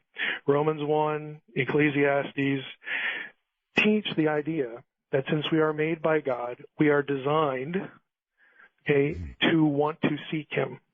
We have this innate sense, innate urge, again, this, and if we don't have that relationship, we have this gap or this empty space in us. So again, it's a very first century or more ancient way of saying just what you said. I mean, we would expect that if we are made in God's image, there would be something in us that would be attracted to Him, that would seek Him, that would feel incomplete without it. So that doesn't surprise me at all. Again, going back to the two sides of the issue, you don't need Alper's position to explain that. Alper would agree with a lot of what you just said. Oh, I know, and neuroscientists who would disagree with his explanation of it would also agree with him. There's a lot of agreement here. It comes down again to that sort of radio analogy. Is it the thing that produces the sound waves, or does it receive them from somewhere else? So ultimately, it comes down to this issue of, are you a materialist or are you not? Okay. What about, let's go back for a second to intelligent design. What about the argument that as we look around us every day, Mike, everything is just as it has to be? Now, you can attribute that to a maker, or you can attribute that to the fact that we're here, and we wouldn't be unless it was as it must be. We need, we came up in a world where we need this kind of oxygen mix, the right gases, there's water, there's everything that we need. Well, you can attribute that to a designer, if you wish, or you can attribute it to the fact that it couldn't be any other way and have a speed. Right, well, that's true. And someone who, I mean, you've interviewed Hugh Ross before, and this is exactly where Hugh Ross is at. The so-called anthropic principle. Right. The second option, if I were Hugh Ross, I would say, well, isn't that less of an explanation than the first option? Because the first option allows the second to exist, whereas the second one doesn't allow the first to exist. In other words, we're designed as intelligent beings, and intelligent beings will at some point ask that question. So that's a long way of saying, both are on the table. Both people, both options are held by different people. And that's kind of where these arguments stall, which becomes a philosophical argument rather than a scientific argument. Which one is more coherent? And that's where the argument takes place. I think the argument for theism is more coherent. Would you think that if you were addressing a whole room full of ufologists, would you basically tell them they're wasting their time? No. If it's ancient alien stuff, I would say yes, you're wasting your time. Really? If it's, again, what I define as serious ufology, again, I think most people who witness these things are being very forthright. They're telling the truth. I saw this or that. So I don't think this is a field that is full of. I mean, we have hoaxers, but I don't think it's full of them or people who want publicity and all. Again, we know those people are out there, but for the most part, I think people really are serious about it and really want to know. And I'm in that bunch that would like to know. And so if we're talking about in our world today, again, back to the technological and the biological question, since I think it's reasonable to discuss the idea that extraterrestrials could exist, then I'd like to know if they do, and if this particular sighting or a crash or whatever it is, that might help us answer one of those questions. Why not? Why shouldn't we be doing that? So I don't think they're wasting their time at all. Okay. Here's one for you. This is just a what if. I'd kind of like to know how Mike would react. Okay? Is that all right? Mm-hmm. Sure. If we were contacted, if we were suddenly to receive a signal, and that signal was verified by everybody in sight as being extraterrestrial, and the signal included the information that, yes, we have been watching you since it all began for you, since you became intelligent beings, and we are your makers. I wonder how you personally would react to that. I would like proof for that. Mm-hmm. In other words, the fact that you're a communicative being that's been around longer than we have and, has some whatever point of superior technology, I've learned from my human experience that advanced technology does not translate necessarily to truth-telling and good motives or ethics. And so I'm going to assume that you perhaps evolved along the same trajectories, and so I need you to prove that case. And then I'd also like to know, why are you telling me that? Are you trying to make me fear you? Are you just preparing, me for your overlordship? Or what is it? I mean, I would want it to be a conversation rather than a statement. And I think a lot of what I would think past that would have a lot to do with the reaction. I don't know, perhaps as a father would sit down with a matured son and explain to him that, I don't know, son, you're 21 now, and I've got to tell you that we adopted you when you were very young, or, something like that. In other words, we had matured to the point that we were prepared or we were ready to hear something like that. Right. Well, I would want to know. I mean, I'd have questions. Proof. You'd want proof. Well, I would want proof, but in that scenario, I'd also want to know why. I mean, why? I know you're telling me that I had to be at a certain maturity level. I get that part, but I'd want to know things about, well, why was I up for adoption? What about my biological parent? I would want to know what the history is behind that a little bit. So I think my own reflex, given the first scenario with the extraterrestrial question, is I think it'd be very natural to have, questions that relate to validation. I think as human beings, that's a normal reflex with us. Mm-hmm. I don't see any reason to suppress it or to hide it at that point. All right. Hold it right there. We've got a break. What I want to do is open the phone lines, okay? 1-855-REAL-UFO. That's 855-REAL-UFO from Mike Heiser. Should be a very, very interesting discussion.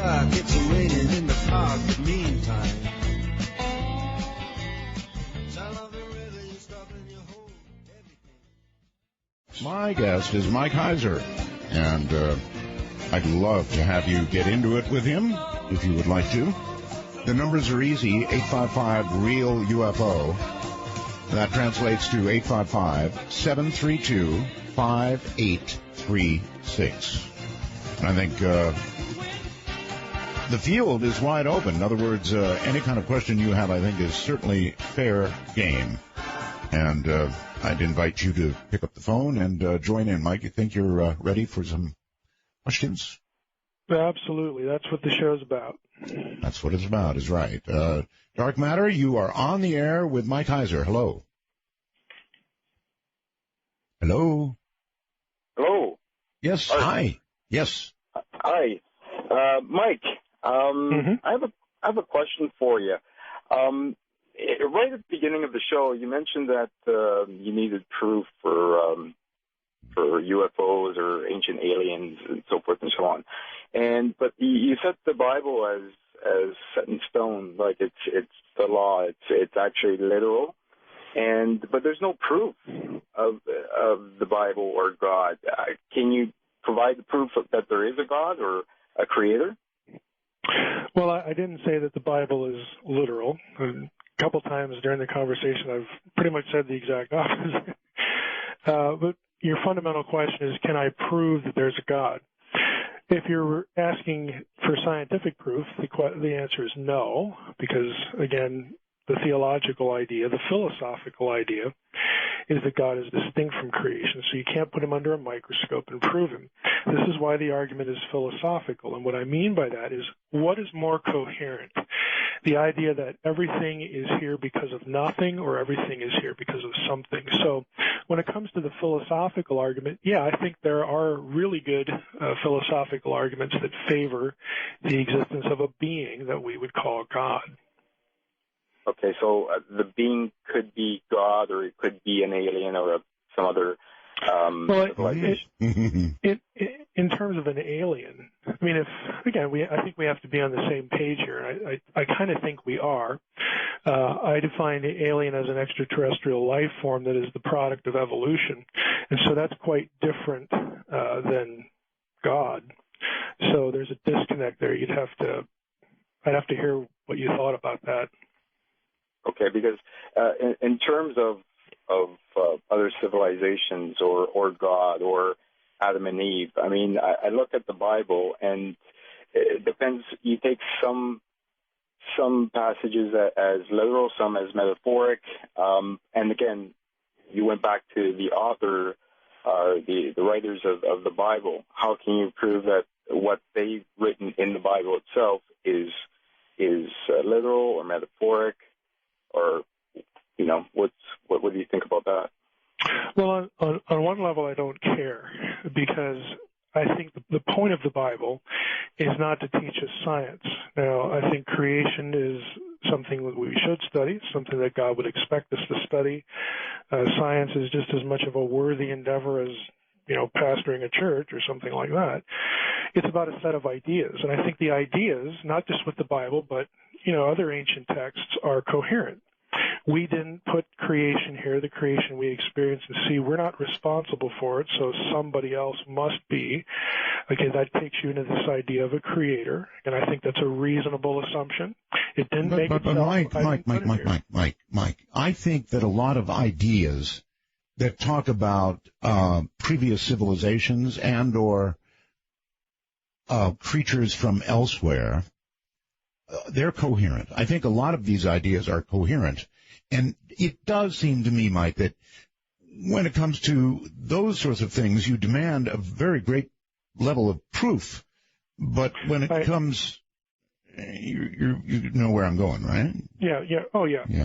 Maybe that's kind of what the caller's saying here. Well, when it comes to the demand for proof for a biological entity, I would like biology.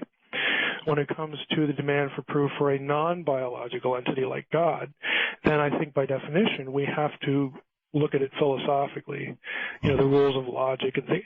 It's kind of the difference between scientific evidence and legal evidence. We use them both, but they're not the same, and we can argue about which one's better.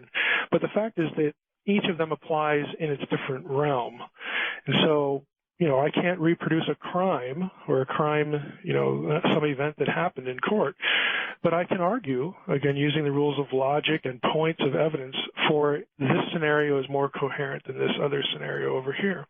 So I think the requirements for both are appropriate to the realms in which they're operating. Caller? So you have faith in God, but in terms of a biological being, you need actual physical proof. Your faith in God is basically your proof that there is a creator, which you call God, correct? But if I would not use the word faith. I would use the idea that there is a God is more reasonable. I don't really divorce reason and faith, that much. And I mean, some people do, some people don't. But I think faith without reason is pretty useless. Right. I mean, I look at faith as just something in your head, just something that you believe in, but there is no actual proof. But faith. But you do have reasons that you believe in whatever it is you believe, and I think that's perfectly appropriate. So what I'm saying is I believe that it's more coherent to believe in a creator than not. To me, that's more reasonable. And, this isn't a logic class, so we don't need to, go down a really boring road for radio. But I'm hoping you get the idea. Yeah, I do. I'm just trying to understand, faith and actual proof of biological being the creator. Because when it comes to God, we all believe that God, with our faith, not actual proof of any physical proof of an actual God or biological being, correct? It's actually a little hard. It's actually a little hard to make a really clean-cut distinction in some regards, because even in the realm of science, there's there's an interpretive aspect to certain things where we have data. Data is produced by scientific observation and inquiry and experimentation and all that. But when we think about the data, then we're actually in the other realm. Again, we have to form arguments and see if one is more coherent than another. How to parse whatever the data is in front of you. We have hypotheses, right? And then we build experiments or studies or research to prove the hypothesis is correct or not. Right. Right. So with science, it's really nice, that part of that process is repeatability. Right. Like in the courtroom, using that as an analogy, you can't depend on that, unfortunately. It's just a different realm, but the goals are the same at any rate. Okay. Well, great. Thank you very much. Thank you very much for the call, and take care, and let's do this and say hello there. You're on the air. Hello, line 1, you're on the air. Hello. Hi. My question is, he says he doesn't believe in ancient aliens, but what about the drawings on the Mayan pyramids where they got, a spaceman and a spacesuit and a spaceship? Ancient aliens. I would suggest that you go to either YouTube or directly the URL, Ancient Aliens Debunked. It's a 3-hour video. It's free. It's got almost 2.5 million views, and one of the segments is about just that, the so-called Palenque astronaut. And I'd invite you to watch it. You can also go to the website and get a transcript of the actual video with resources, with sources where the material was sourced. Basically, what's been interpreted as hardware, rocketry, that sort of thing, really are known motifs from other pieces of Mayan art that are about the underworld. So it's not about ancient astronauts at all. Now, I know for someone who's committed to the ancient astronaut view, they're not really going to swallow that. Okay, but what I would say is, look, go back. This is a teaching moment here. We want to understand the culture on their terms. They didn't make just this one object. They made lots of objects.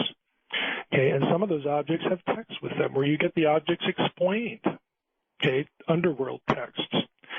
So if you compare all of the data collectively, the ancient astronaut view of that particular artifact is going to disappear. And again, my argument is primary source based.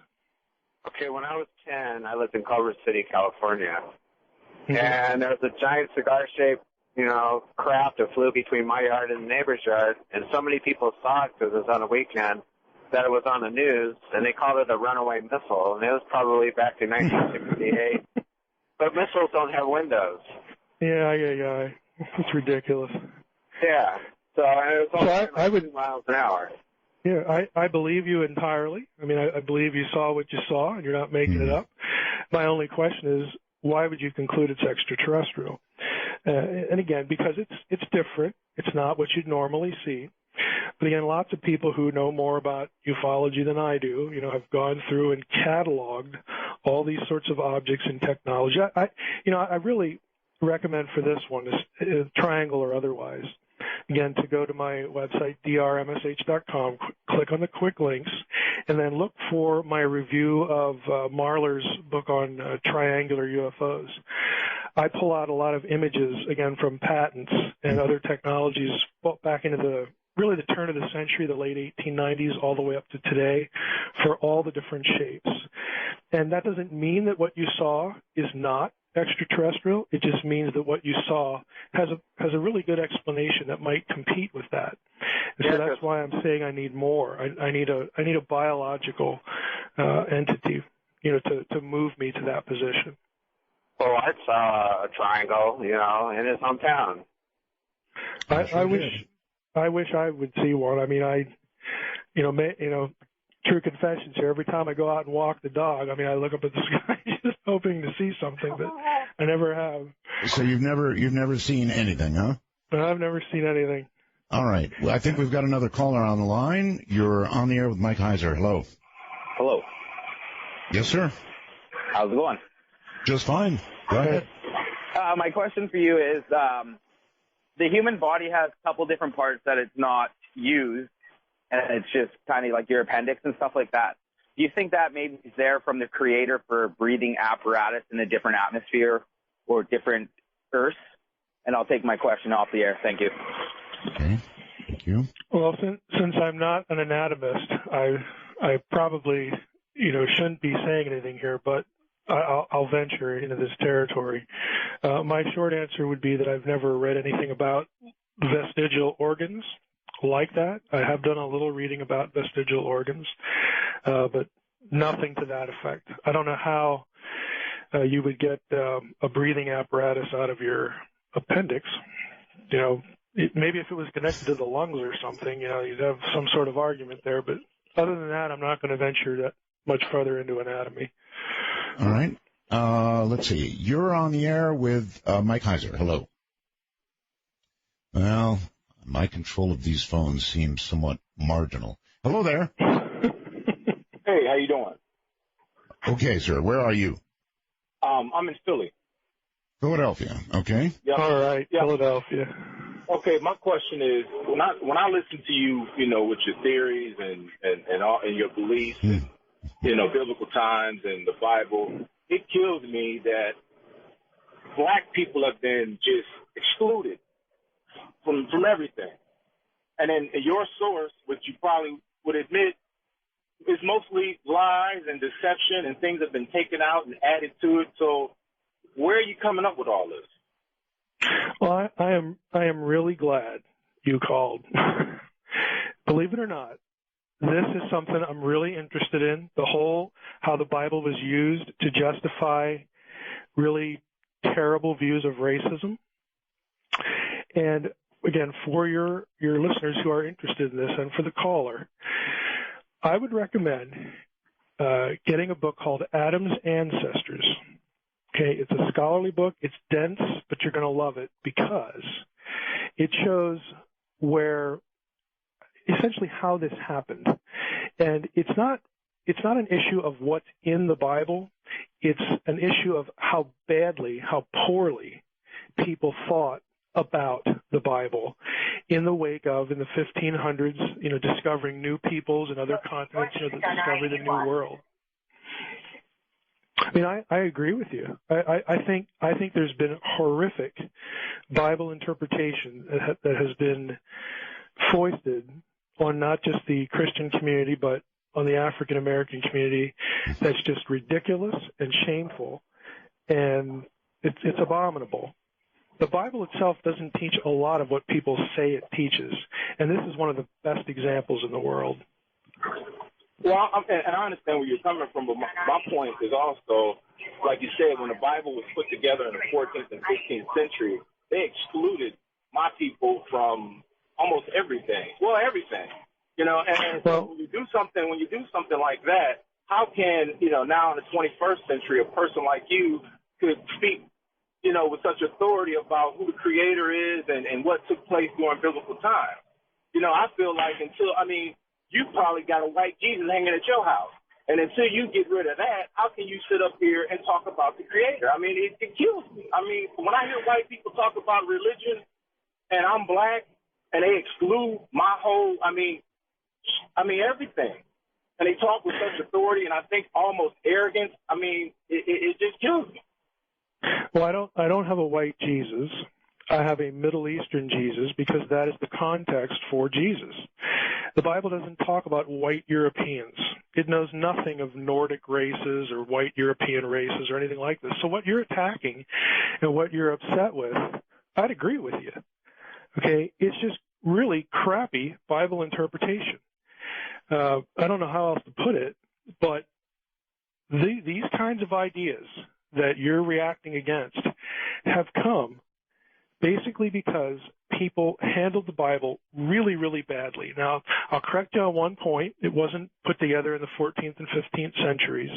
I was referring to the Reformation. That's a Christian tradition. It has nothing to do with when the Bible was produced. It's much older than that. But it's a Mediterranean-centered document. It's an ancient Near Eastern-centered document. You can say blacks are excluded There's actually more African American material in the Bible than there is white European material. There's no white European material. It's a totally foreign world. Mike, hold it right there. I've got control of some software here, so stand by. We'll take a bit of an early break, and we'll be right back with Mike Heiser.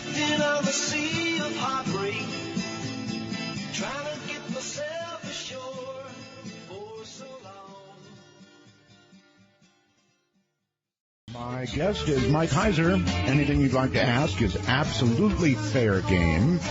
Do not be afraid to ask hard questions or make challenging statements. That's what we're here for. It's kind of one of those anything goes things.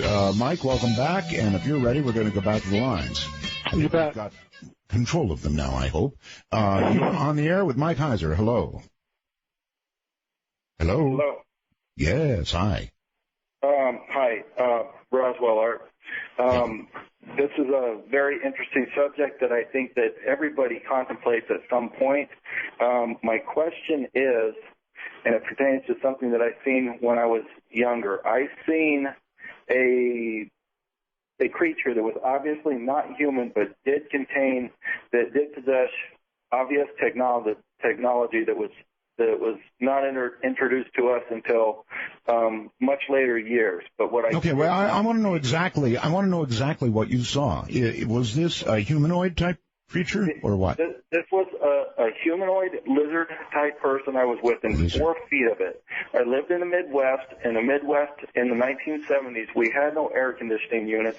You left your windows open in the summer times. Being a kid, the storm windows that you have, to keep the bugs out, mine was busted out from basketball, so it was just basically an open window.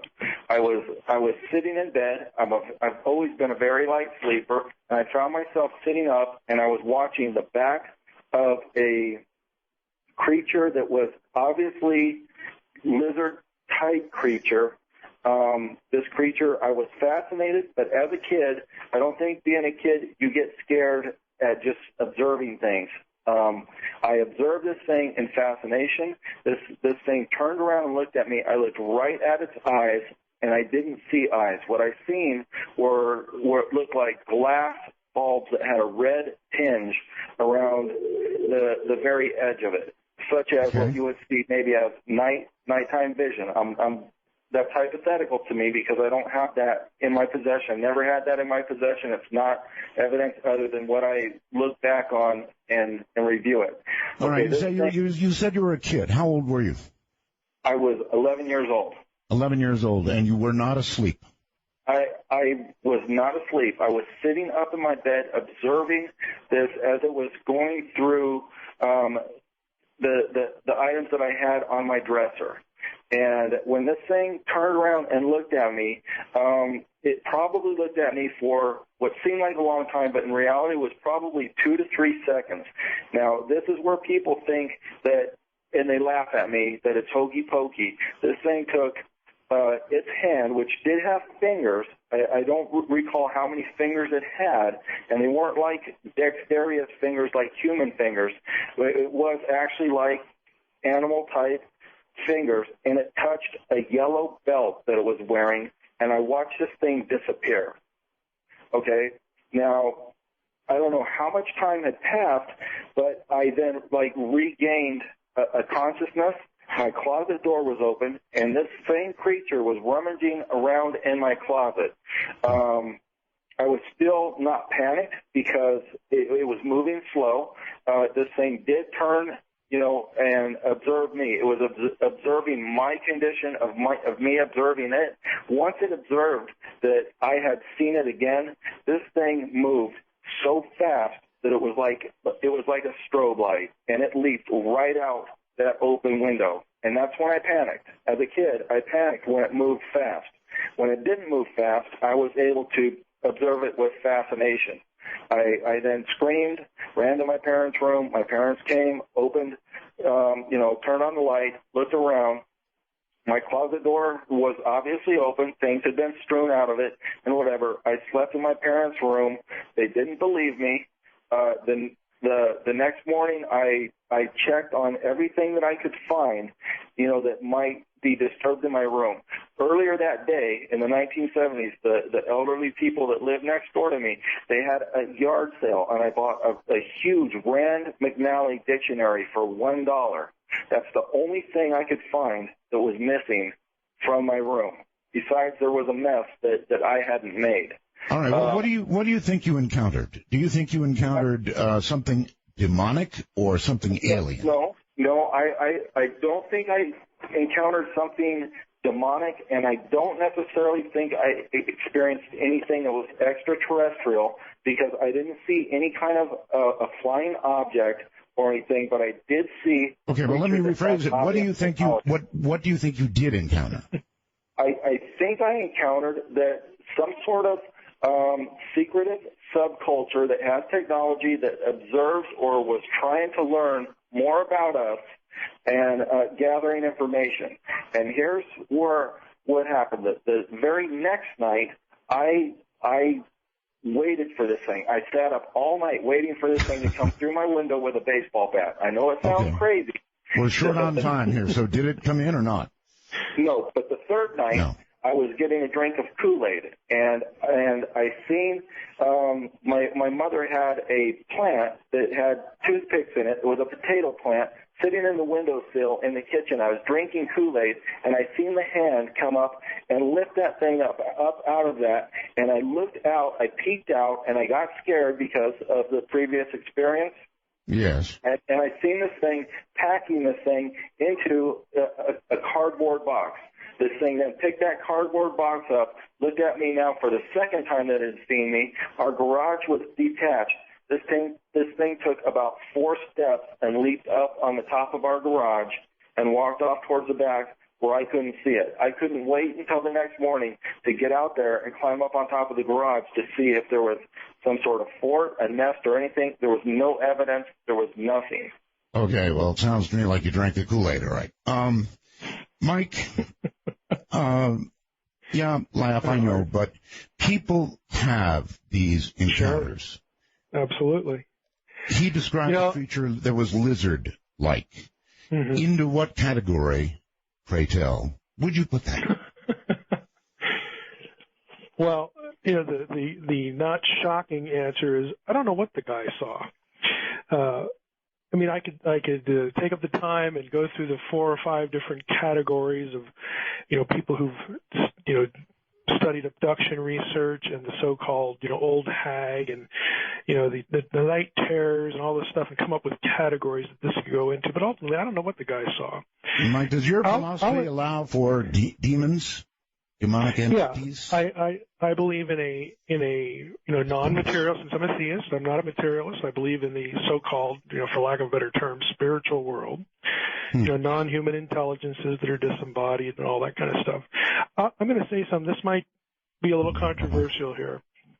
Well, you're a little controversial. I mean, in what you believe and demand evidence for versus what you have faith in and don't. Okay, go ahead. If this happened to somebody that I knew personally, we had a good relationship, the first thing I would want to know was, were you living near a military installation or do you have near relatives in the military?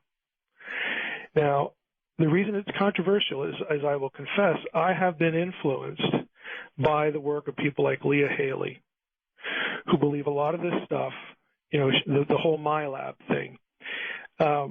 For somebody like her who was deeply entrenched in abduction research and this sort of stuff, for her to take the position she does now and for the reasons she does, that would be really, really, really on the forefront of my mind. Again, if this happened to me or to somebody, that I particularly knew, but ultimately the honest, answer is I don't really know what the guy saw. I think there could be interdimensional realities, spiritual realities. I mean, it's all vocabulary we have to use for this non-material world. Again, I'm not a materialist, so I believe these things, could exist. But if you're going to put it in the extraterrestrial category, I'd like to first know that there are, such biological entities as opposed to, some other description, non-biological description. Okay. All right.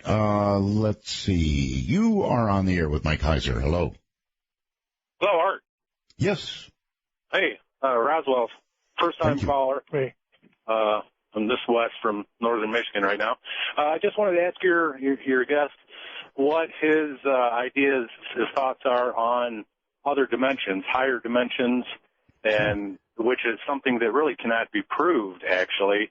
And if he does believe in a God, does he or does he not believe if it's like a multi-dimensional being, which in itself means that it cannot be proved? All right, let's start with the dimensions. Theoretical physics right now thinks there may be 11. What do you think? I don't see any reason to deny that there would be, more than all these dimensions. I mean, the caller's right. I mean, you can't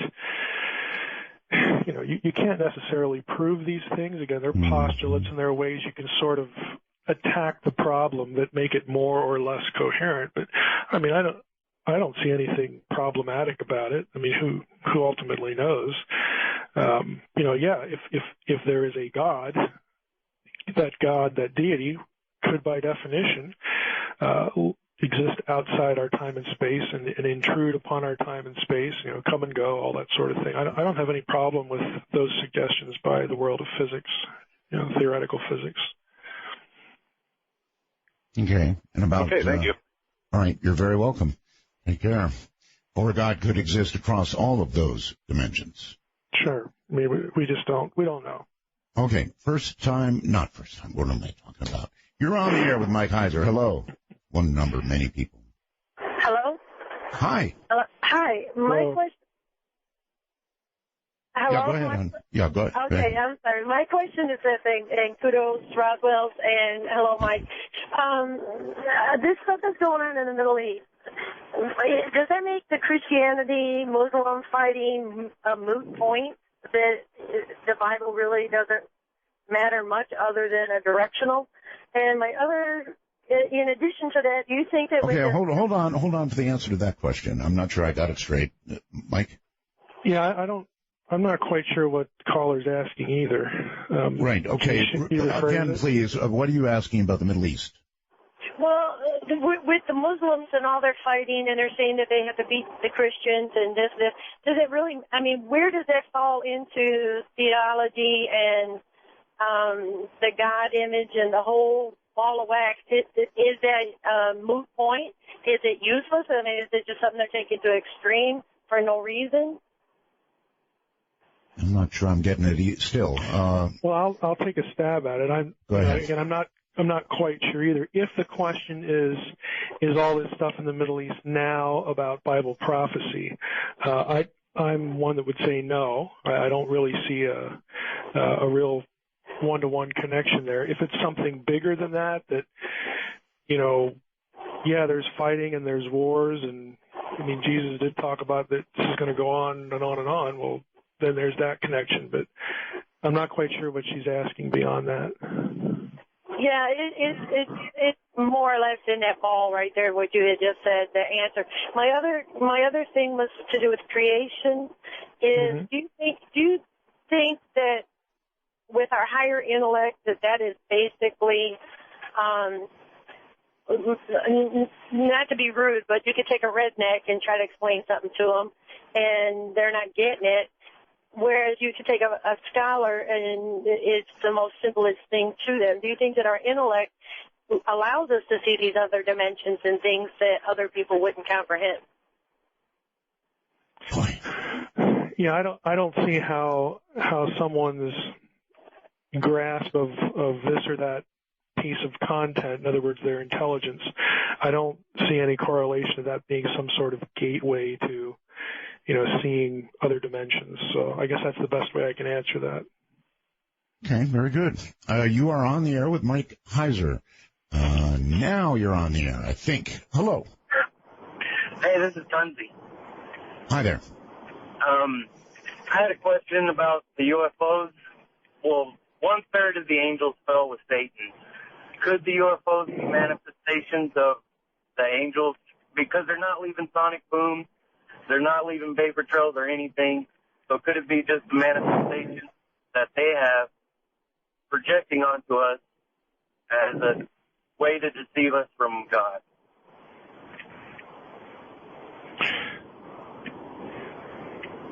You know what I mean? Yeah. I was just waiting to see if you were done. Oh yeah. Oh well, this will open up a can of worms here. First, I don't actually believe that there's any passage in the Bible that says 1/3 of the angels fell with Satan. That comes from Revelation 12, but the comment about the third of the stars is actually in connection with the first coming of Jesus. So it's not the whole idea of an angelic rebellion, as far as the Bible goes, I think is something of a myth. So you can tell I'll get some good email out of that one. Oh, I'm sure you will. I mean, I do believe that there are angels and demons and all this kind of stuff. I just don't believe that particular thing. But let's just set that to the side. The whole thing about UFOs and angels, to me, when we talk about UFOs, we're talking about craft. Talking about entities that are humanoid. Angels in the Bible are always depicted in human appearance, which is quite different than these craft. They don't need craft. Again, if this is an interdimensional reality, you don't need nuts and bolts technology to carry you from one place to another. If you have command over dimensional passage, you don't need to get into anything that's going to burn fuel to get you there. All right. Let's see. You're on the air with Mike Heiser. Hello. Hello. Hi. You got me? I got you. Hey, this is Billy. How y'all doing today? Fine, good. Billy. Good. I got a couple questions. I got a point to make. And first of all, you read that we're all over the page here. First we got a creator, which is the Lord, right? Okay. So you need a biological point. Oh, let's just say here, if a alien kidnapped us and was dissecting us, would you think that he would need a biological point too? Everything is molecular and made up by molecular. And if you have a creator, the creator made the molecular scheme for it. You know what I'm saying? Okay, Mike. Mike. If you're breathing into the phone. Okay. Okay, there you go. Go ahead, Mike. This is why I'm a dualist. Can I raise my two other points? Go ahead. Then I'll leave you alone here. Okay. With the African American that was talking earlier. Now, if you read in the Bible, then when it had Cain and Abel, and Cain killed Abel, right? Well, the Lord came to Cain and he put a mark on his body, and he said that he will be recognized from now on with this mark. Now, did you believe that's where black people came from? But also, when he sent them out in different tribes, remember when he had the land of Babel? Okay, he sent them all out in different tribes. Now, that's how we get the separation of racists, not racist, racist. All right, can I interject there? Sure. Okay. No, I don't believe that the Cain and Abel story has anything to do with black people, okay, with the African American race or the Negro race. There are no physical characteristics attached to any of the tribes or nations in the Table of Nations in Genesis 10. Up until the 20th century, okay, well, late 19th century, let's be generous here, race was defined in terms of language and religion, and that's the way it always was in the Bible. You defined a person's race by what language they spoke and what God they worshipped. That was separated. Okay, those things were severed to make a biological argument by, believe it or not, the Nazis, okay, early Nazi thinking, because of their wish to identify a particular biological set of characteristics with what they perceived to be an original race. So again, the Bible doesn't reason that way because they didn't know anything about science. They're not doing biology. Nowadays we go by genetic lineage and differentiation. We're more sophisticated than they were in the 19th century, and certainly in real primitive times, the second millennium BC or something like that. So I think a lot of this racial theory, this racial talk, that people try to attach to the Bible, like I told the African American caller, is really misguided, and it's really contrary to the biblical world. Go ahead, John. Yes. Well, but you know, when they split them up into the different tribes, when the Moses walking around, they split them all up, different tribes. Then they brought, then they had the land of Babel, which was, no, I can get pulled over. Well, if you go back and look at the table of nations, they're not all those names are not actually people. Some of them are locations, some of them are tribal groups. Sure. Some of them are geographical regions and things like that. So, again, I would suggest that it's because of a very careless reading. Again, this goes back to the late 19th century of passages like Babel that we get a lot of the racism that we've been living through in the 20th century and still in the 21st century. And the Bible just doesn't think on those terms, because it wasn't about physical characteristic. It was about language and about, again, which part of divine turf are you on, and what God do you worship, and that sort of thing. So my view of these passages is really linked to the biblical world itself, and not, what Christians or Jews or Aryans or whoever, Europeans, did with the Bible in later times. All right, okay. What do you think about you were saying you were needing a biological proof. What biological proof would it take for you to gain your faith and to believe? Well, this is an excellent question. Yes. And I'm going to have to be a little careful here, because it actually takes me into sequel territory. I'm almost done with the sequel to The Facade, which is called The Portent. Yes. So I'll try not to dance too badly here. But let me say it this way. It would be sufficient to me to either have something microbial, the elements of which could not come from Earth. In other words, non-terrestrial, clearly non-terrestrial elements.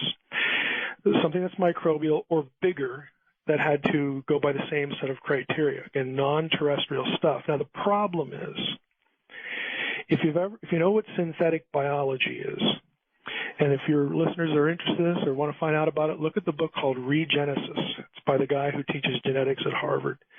Synthetic biology means not only can we read DNA, but we can write it from the atomic level on up. And what that means is that in our near future, 10, 20, 30 years out, we will be actually able to create DNA that has never existed before and cannot exist on Earth.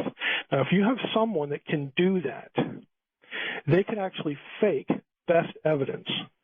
And that's the problem. Again, since I read a lot of this weird stuff, this weird technology stuff, it's a little scary, because since I'm into ufology, I take the whole paranoia of the military-industrial complex pretty seriously. I'm suspicious of it. I'm suspicious of the black world.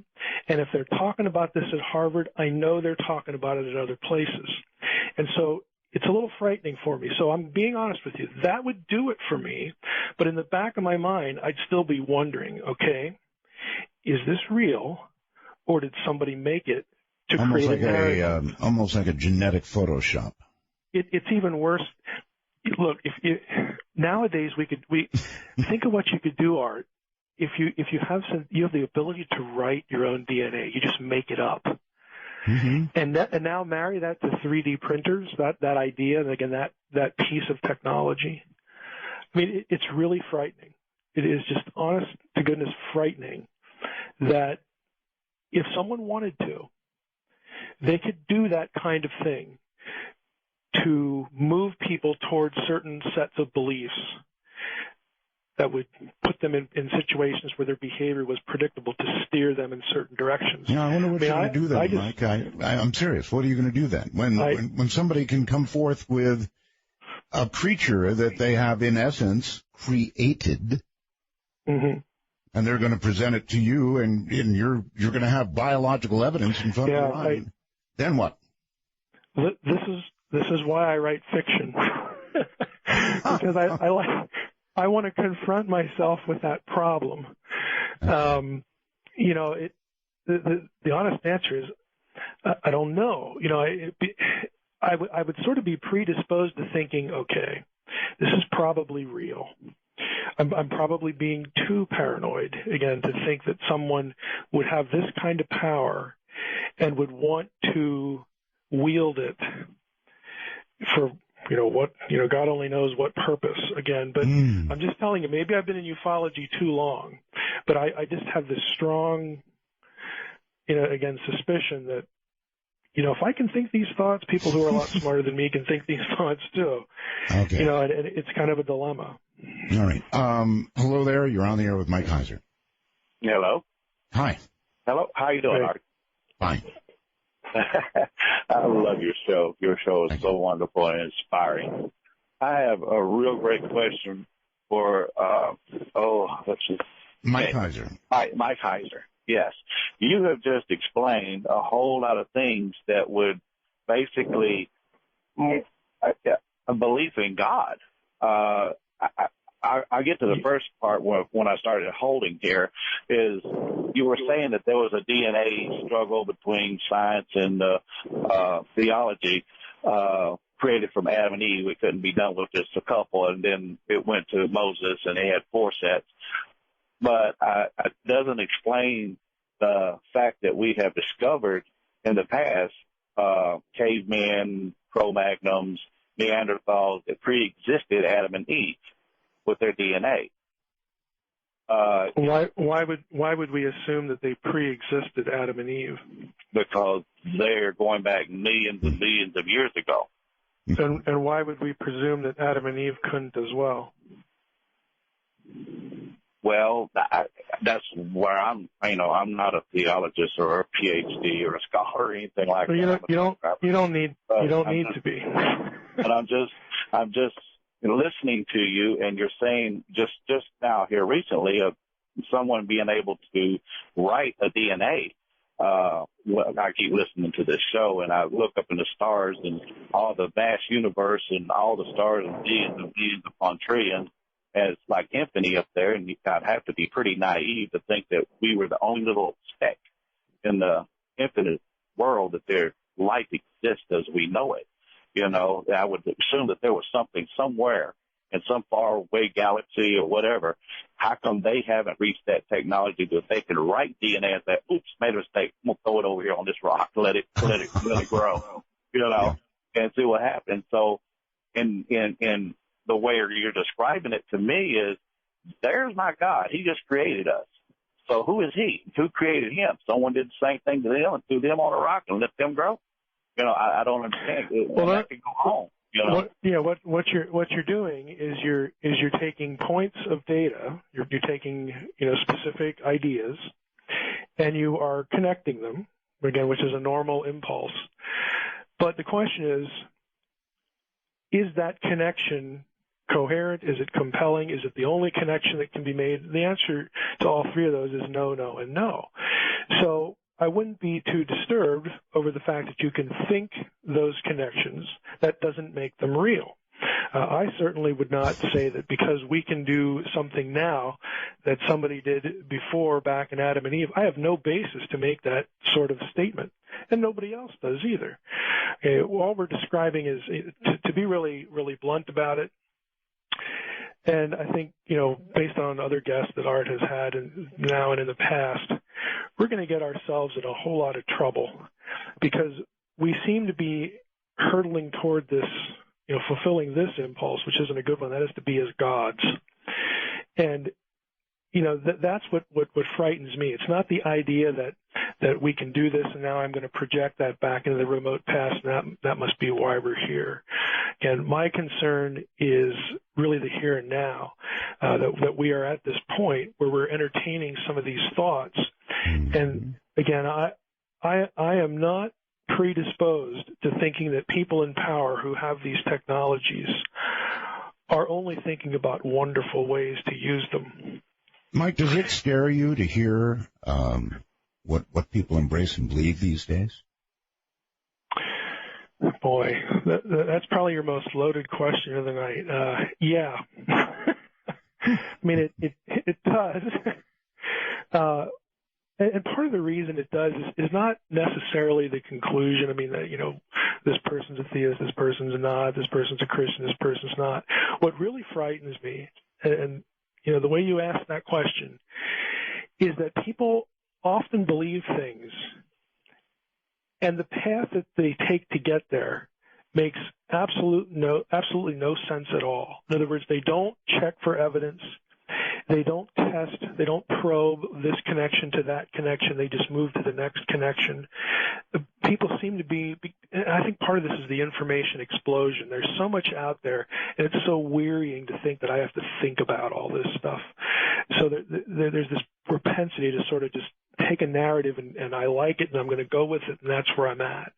So it's this unexamined, unprobed sets of ideas that just sort of get jumbled together, and people come out somewhere on the other end. Because if that's the way you're thinking, you can be led to believe almost anything. All right. Stay right where you are, and we'll be right back. This is Dark Matter. Mike Heiser is my guest. I'm Art Bell. Great to be with you this evening. What do you believe?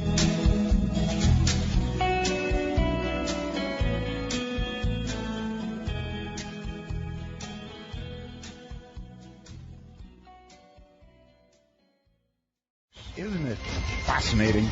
We live in an incredible information age, and maybe we're beginning to morph into a situation where all beliefs sort of get mixed up and, I don't know, mixed together and ingested, and then somehow or another settled on, and it all comes through the internet. What do you think, Mike? That's the scariest thing you've said all night, Art. Man, it's really scary. It really is, because there's no filter, and you marry that to the real suspicion of authority, that this generation, that's growing up with the internet has. It's not all their fault. It's not all the internet's fault. Authority began to go out the window with Richard Nixon. That's true. That's true. And we are living, unfortunately, we're living on the very bad capital of a lack of leadership, a lack of ethics, a lack of trustworthiness, and you marry that to access to lots of information, and I don't really care to have you help me sift it. I'm going to do it myself, and it's just a free-for-all. It really is.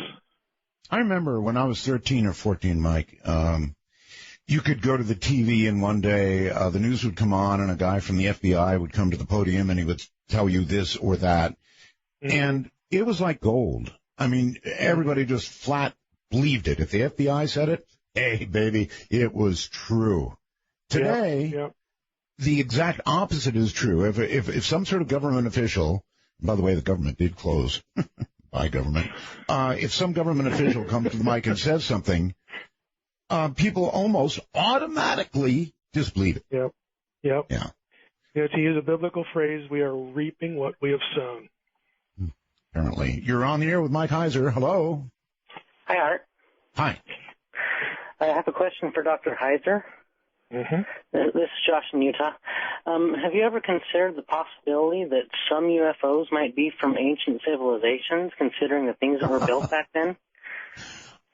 Mike thinks about that all the time. He thinks, right? I would say not on the basis of things that are built. A lot of people really don't. Again, I know it's boring. Okay, I'll admit that, but a lot of people don't really spend the time to read the high-level, dense, detailed stuff, by specialists like in ancient engineering and technology that, are put out in what we call in academia the fugitive literature that only people in the guild are going to read. But I do read a lot of that stuff, and I don't think we need aliens to explain the pyramids and Baalbek and all these sorts of things. But having said that, I thought you were going to go with the time travel with the question. And again, no, I mean, time travel might be possible, but, there's other theories out there. Yeah, I mean, let's say that science, physicists at some point were able to, really nail this down. It was possible, not only possible, but, we know it can be done. And then the question comes, well, did somebody else figure this out and do it? I mean, that's, again, it's a different kind of question, but I actually think that's worth more time thinking about than stuff like the Ancient Alien View puts out. I mean, to me, that there's more of a rational basis for that, assuming we ever get that point of knowledge that it's real. The only thing that bothers me about you, Mike, is that you seem to have one standard of proof for anything alien, whether contemporary or ancient, and another standard of proof for anything that is biblical or involves creation or the creator. Oh, I don't think so. I think you can actually. I think I'm actually pretty simple. I proceed from some really simple assumptions. Oh, you dance well, Mike. You dance well. No, I'm trying to be honest. I'm trying to let your listeners understand the way I think. I'm trying to be honest too. Right. I'm trying to be honest. I'm just giving you my observation. Right, and that's fine. For a biological entity, I need biological proof. Mm-hmm. And God isn't a biological entity. I don't think we can prove God. So we're left to, philosophical arguments, what's more coherent as opposed to what isn't. Mm-hmm. Okay. So again, I don't have blind faith. All right. You're on there with faith to be reasonable. With the man who doesn't have blind faith. Hello. Hello, gentlemen. Yes. Well, we segued off in the DNA, and I wish I'm going to be a little bit vague because I don't remember the professor that wrote this book, but he wrote a book for college on chemical evolution. And as I understood him, he said for a while that was like the given textbook used to explain chemical evolution across the country. And then one of his students challenged him or brought up a question as to where does information come from? Where does the information that's in the DNA actually evolve from? Mm-hmm. And I guess I'd be interested just in your thoughts on that, Art, your thoughts on that, and that I think he was saying, for life to exist, it takes DNA. For initial life to exist, it takes DNA to as a blueprint to build life. And so prior to life, what would be the precursor to DNA that would even, I guess, where would the DNA come from? And again, as complex and as sophisticated as it appears to be, I mean, this is a blueprint tied up in, a microscopic piece of biology. And this challenged this professor's belief that evolution, life could exist without a creator. But when the student got him thinking about that, it got him rethinking as to, evolution and origins. And I do apologize, I don't recall this professor's name. It's been about a year since I looked at his material. Mm-hmm. Well, that's a design argument, and in fairness to the people who don't accept intelligent design, they would more or less say, well, we know all about that particular argument, and that before you have DNA, you have to have elements, and they have to come together to form DNA as we know it. But they will attribute that to, again, even though it looks designed, they'll attribute it to a process that does not have a creator behind it. And that's sort of illustrative of where the argument's at. It is, first of all, do we have design? We're looking at this and we think it's design because, holy cow, it's incredibly complex. Is this design or is it random? And at that point, it becomes a philosophical argument. Which one makes more sense? And that's what I mean by these philosophical arguments. Which one just makes more sense? Which one's more coherent? And you'll find people on both sides of that, which is why we have a debate over intelligent design. That's right. Okay, you're on the air with Mike Heiser. Hello. Hi, Mike. Hi. Really enjoyed the conversation. I guess I come from a very different kind of thinking. I'm from continental philosophy schools like Jacques Derrida and some of the deconstructionist thinkers. So I guess I'm approaching all of your notions a little differently. But I guess I have a little problem with the point you made where you said you're disturbed by the fact that people's path to belief makes no sense at all. It seems to me that by its very definition is that. So, if you have faith in something, that's a path to belief that makes no sense. You are taking a leap. I would agree. I would agree if the path is full of unreasonable conclusions and arguments. Well, let me make an argument about time then. From some of the thinkers that I read, the notion of time itself requires a kind of relational thinking, where the present moment is a relation of past to future. So the now is never available to us immediately, which means that presence itself is a problem. The sovereign subject, the person that's in control of, thinking itself. If you're a dualist thinker, you're holding on to the idea that there is a sovereign subject that is present in the now, and I would argue that that's a kind of irrational thinking. Well, I would say that the fact that we cannot come to grips or cannot explain that now is one thing. As far as that being the taking that inability and drawing a conclusion from it, like you've just drawn, I don't know that that's necessarily coherence. It seems like an argument from our inability. But I mean, someone who, and I'm not saying I take this position, this whole God outside of time thing, which has some significant problems, which you're probably already aware of. But it also has, its adherents, within cosmology and philosophical theology, that the arguments sort of aren't really relevant to a being such as that. And so the path that you've taken to demonstrate that this being is in this moment that doesn't exist, that moment wouldn't exist in our dimension, if we can use that term, whereas it would not be relevant in a different dimension. I mean, there's any number of, again, I'm not saying I'm married to any of these positions, but I'm trying to illustrate for the audience that there are other ways to take the same set of ideas and wind up somewhere else. I guess I would argue that thinking itself occurring within this kind of time, any notion that there's something outside of that, if you're arguing for like a God that exists outside of time, is unthinkable and in some sense nihilistic, because it's opposed to life, which occurs within time, and that's the way we experience it. So wanting something outside of time is in a sense a kind of nihilism or denial of life. And I would agree that that's a good argument against it. I don't argue that God is outside of time. I would argue that God can be in our time, or he cannot be. I mean, in other words. But if God's in our time, this is a radically different God than a traditional Christian God. Now we're talking about it might be radically different than the Christian thinkers you're thinking of or accustomed to. But I'll give you an example, and it gets really, you sound like the guy that would enjoy this sort of reading.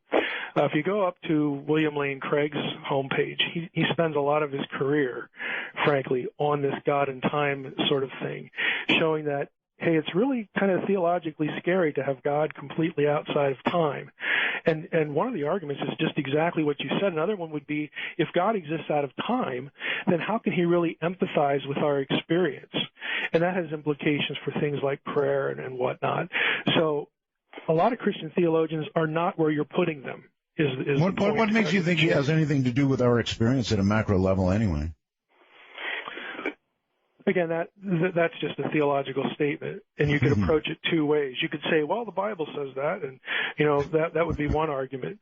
The other way to look at it is reasoning from the analogy of ourselves, and that is, well, if I would have made things, it seems more reasonable that if I made something, I'd like to at least watch it, if not spend time with it, as opposed to not. And so, again, that's where the philosophical argument lands, and that's the ground on which it's fought.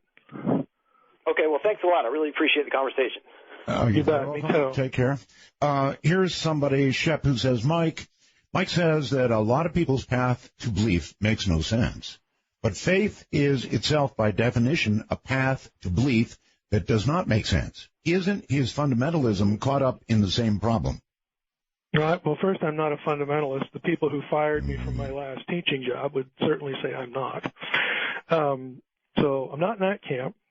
And I think that's the same question that the previous caller just asked. That's right. That's right. I mean, basically, yeah, it's true. I'm going to go out on a limb and say it's true that not all beliefs are equally coherent. Not all paths to a certain conclusion are equally coherent. I don't think that's really going out too far on a limb. Okay, I can believe that pink bunny rabbits, invaded the earth millions of years ago. Okay, I believe it. Does that make it coherent? No, it doesn't. they're not all the same. Okay.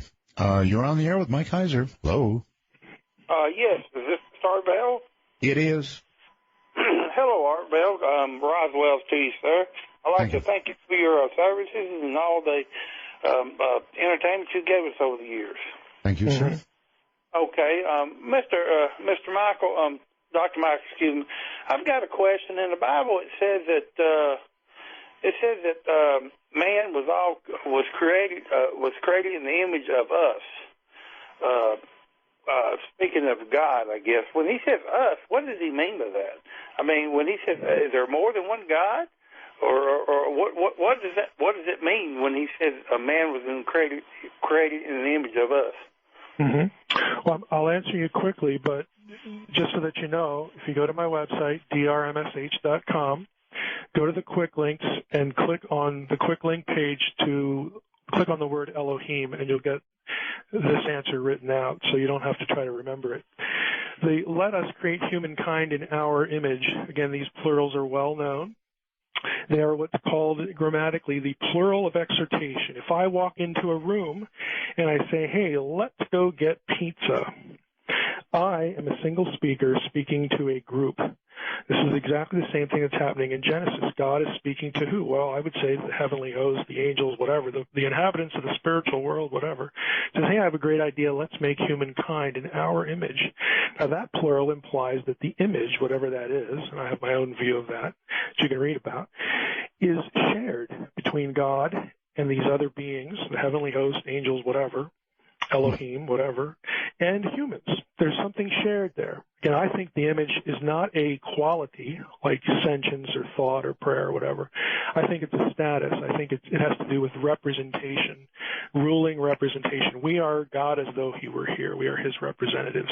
It's equally shared. And the angels are God's representatives in whatever domain God gives them, okay? That's the short answer. So I'm a single speaker.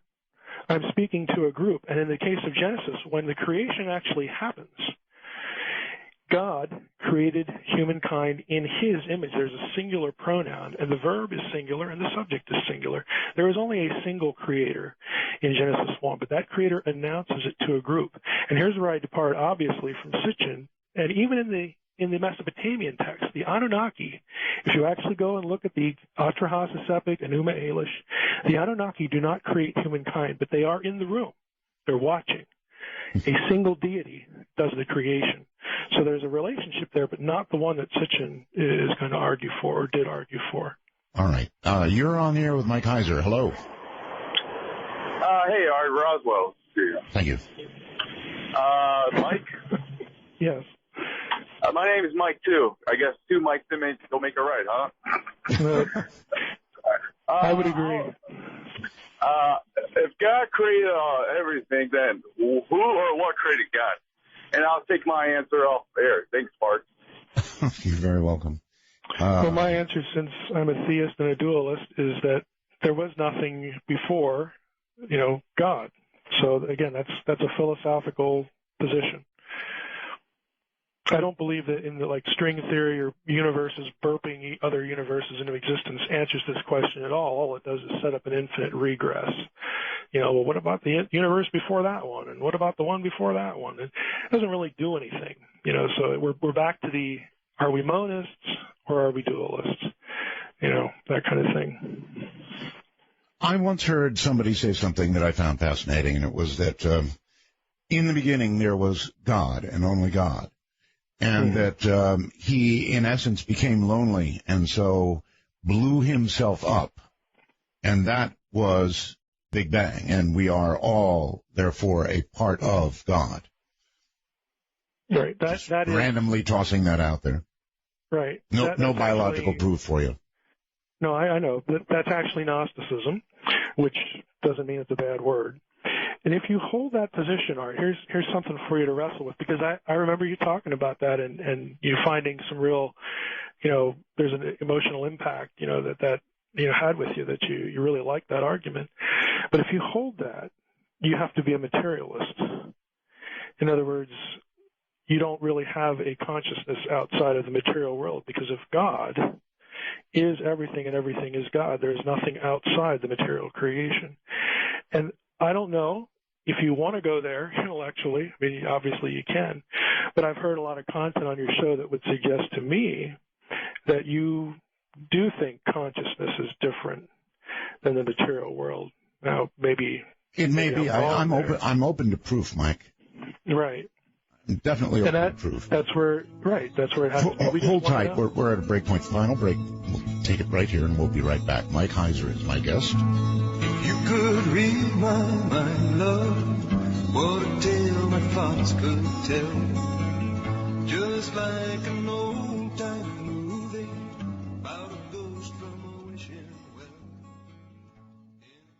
My guest is Mike Heiser, and he's all yours. Anything you want to ask, absolutely fair game. And so here we go.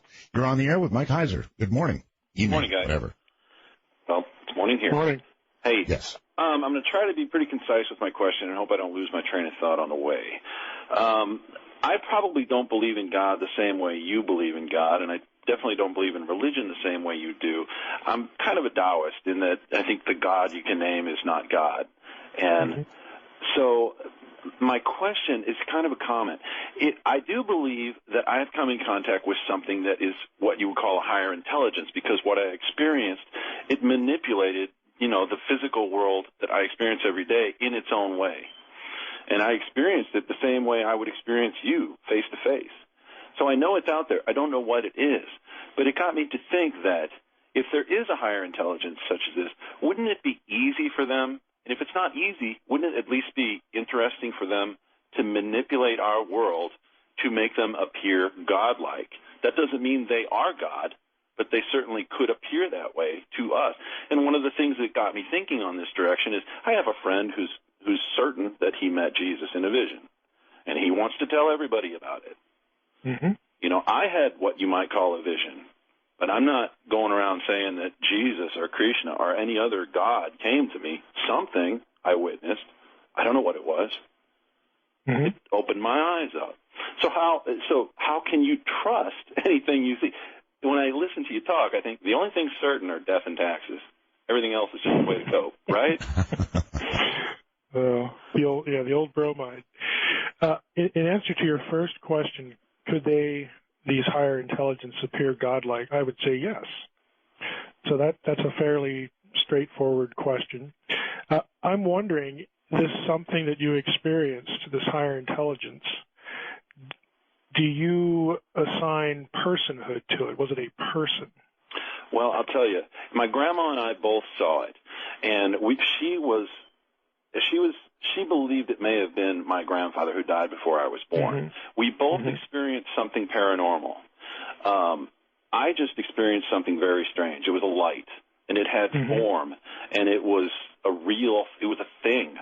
She experienced a light, but it had a different appearance to her. So her impression, she's a very religious person, by the way, so I was surprised that she didn't come out of it as a religious experience, but she felt that it was her husband, Bob, my grandfather. I got no impression from it other than that it was not of, I can't say it was not of this world, because obviously it was of this world, but it was not something that, performed according to the 9-year-old physics that I knew at the time, and never has. So there's something else out there. I know that. I don't know what it is. Even though you didn't get an impression. Right. I hope you don't mind the conversation here. I'm curious. No. Even though you didn't get an impression, does that rule out a person? In other words, personhood for this thing or whatever it was to you? No, not at all. Rule it out. Okay. In person, in what form? I got the impression that it was intelligent, absolutely. Did I get the impression that it was human or that it spoke to me in any way? No. Right. I just got it would be like maybe a lower form. If we're a lower form of life, it'd be like pulling a fish out of water and saying, hey, fish, and that fish would be like, what are you? It's another form of life. I will say that. And it was bright white. It was the whitest light I have ever seen, but it was pure white. So you would think it had all the hallmarks of a religious experience, but I did not get, if anything, it made me less religious and more open-minded to the fact that we are not the end-all, be-all. Right. The reason I ask, and the way I'm thinking about personhood, I should have been clear. I'm talking about things like intelligence, which of course suggests decision-making ability. In other words, it made a decision to appear to you or something like that. And I would say, even though I can't process, that experience because I didn't have it, my own, worldview here, again, these are just thoughts that I'm thinking as I'm listening to you. The fact that this may have had, these personal abilities, that's probably a better way to say it, of course doesn't rule out that there's a higher form that we would call God. But I would agree that this form, whatever it is, could appear God-like. In other words, all these thoughts that could be extracted from this, I would find not threatening, again, to a theistic worldview. And since I accept a theistic worldview and I'm not a materialist, I could look at you and say, hey, I really think you did have this experience. I don't think it was something, flickering in your brain that wasn't working right or whatever, that you actually, could indeed have this. But again, if you and I were, we're friends having a friendly debate, over a cup of coffee or something, I would say, hey, maybe you ought to fit this into a theistic worldview. Well, let me that's the way break a train of thought. Process it. But to me, it is a mystical experience because I didn't see any religious. I didn't pull anything religious out of it at the time. It still had that effect on my perception of my world as I see it. And I can tell you what I saw that defied physics, but I don't expect you to believe it because you were not there. You can't experience it the way I did. And so when I see my friend who had a seriously religious experience, and it has made him a very religious person, I believe him up to a point, but I can never experience what he experienced. All I know is what I learned is that I cannot say anything for certain. Well, I think you probably could say one thing for certain, that you're not a materialist. I mean, it seems to me that this experience yanked you out of that category. You're right about that, absolutely. And I think if we were pals at the coffee house, I would say that's an excellent place to start. And Art, this is a really good segue for your earlier question about UFO stuff. Yes. People are not wasting their time to think, again, and I'm referring to what I call serious ufology here. I love going to UFO conferences, and I have colleagues in academia that ask me, "What in the world are you doing? What are do they love you, Mike?" If they're patient enough to hear me out, yes.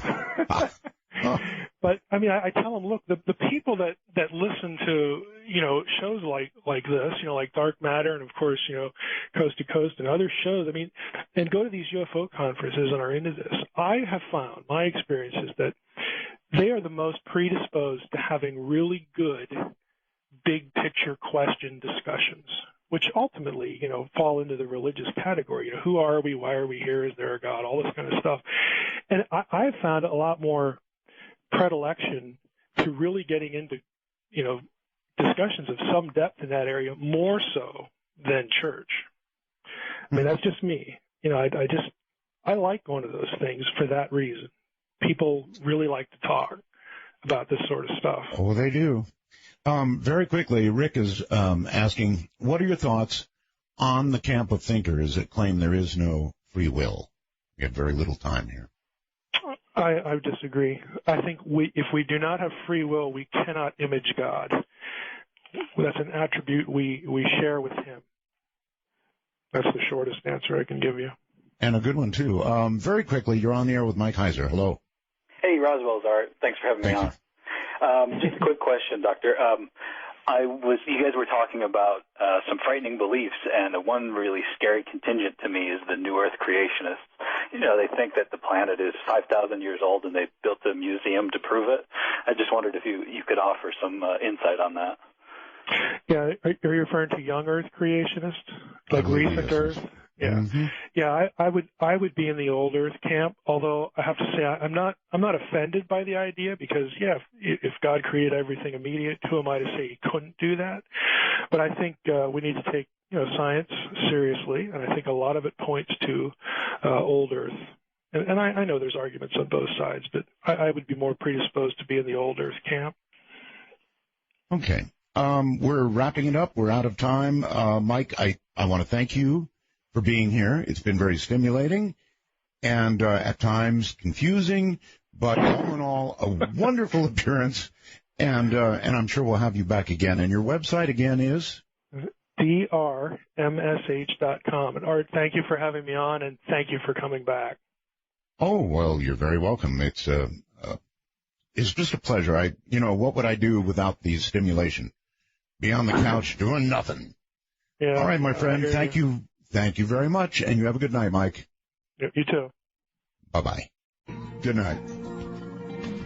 That should have caused a bit of thought.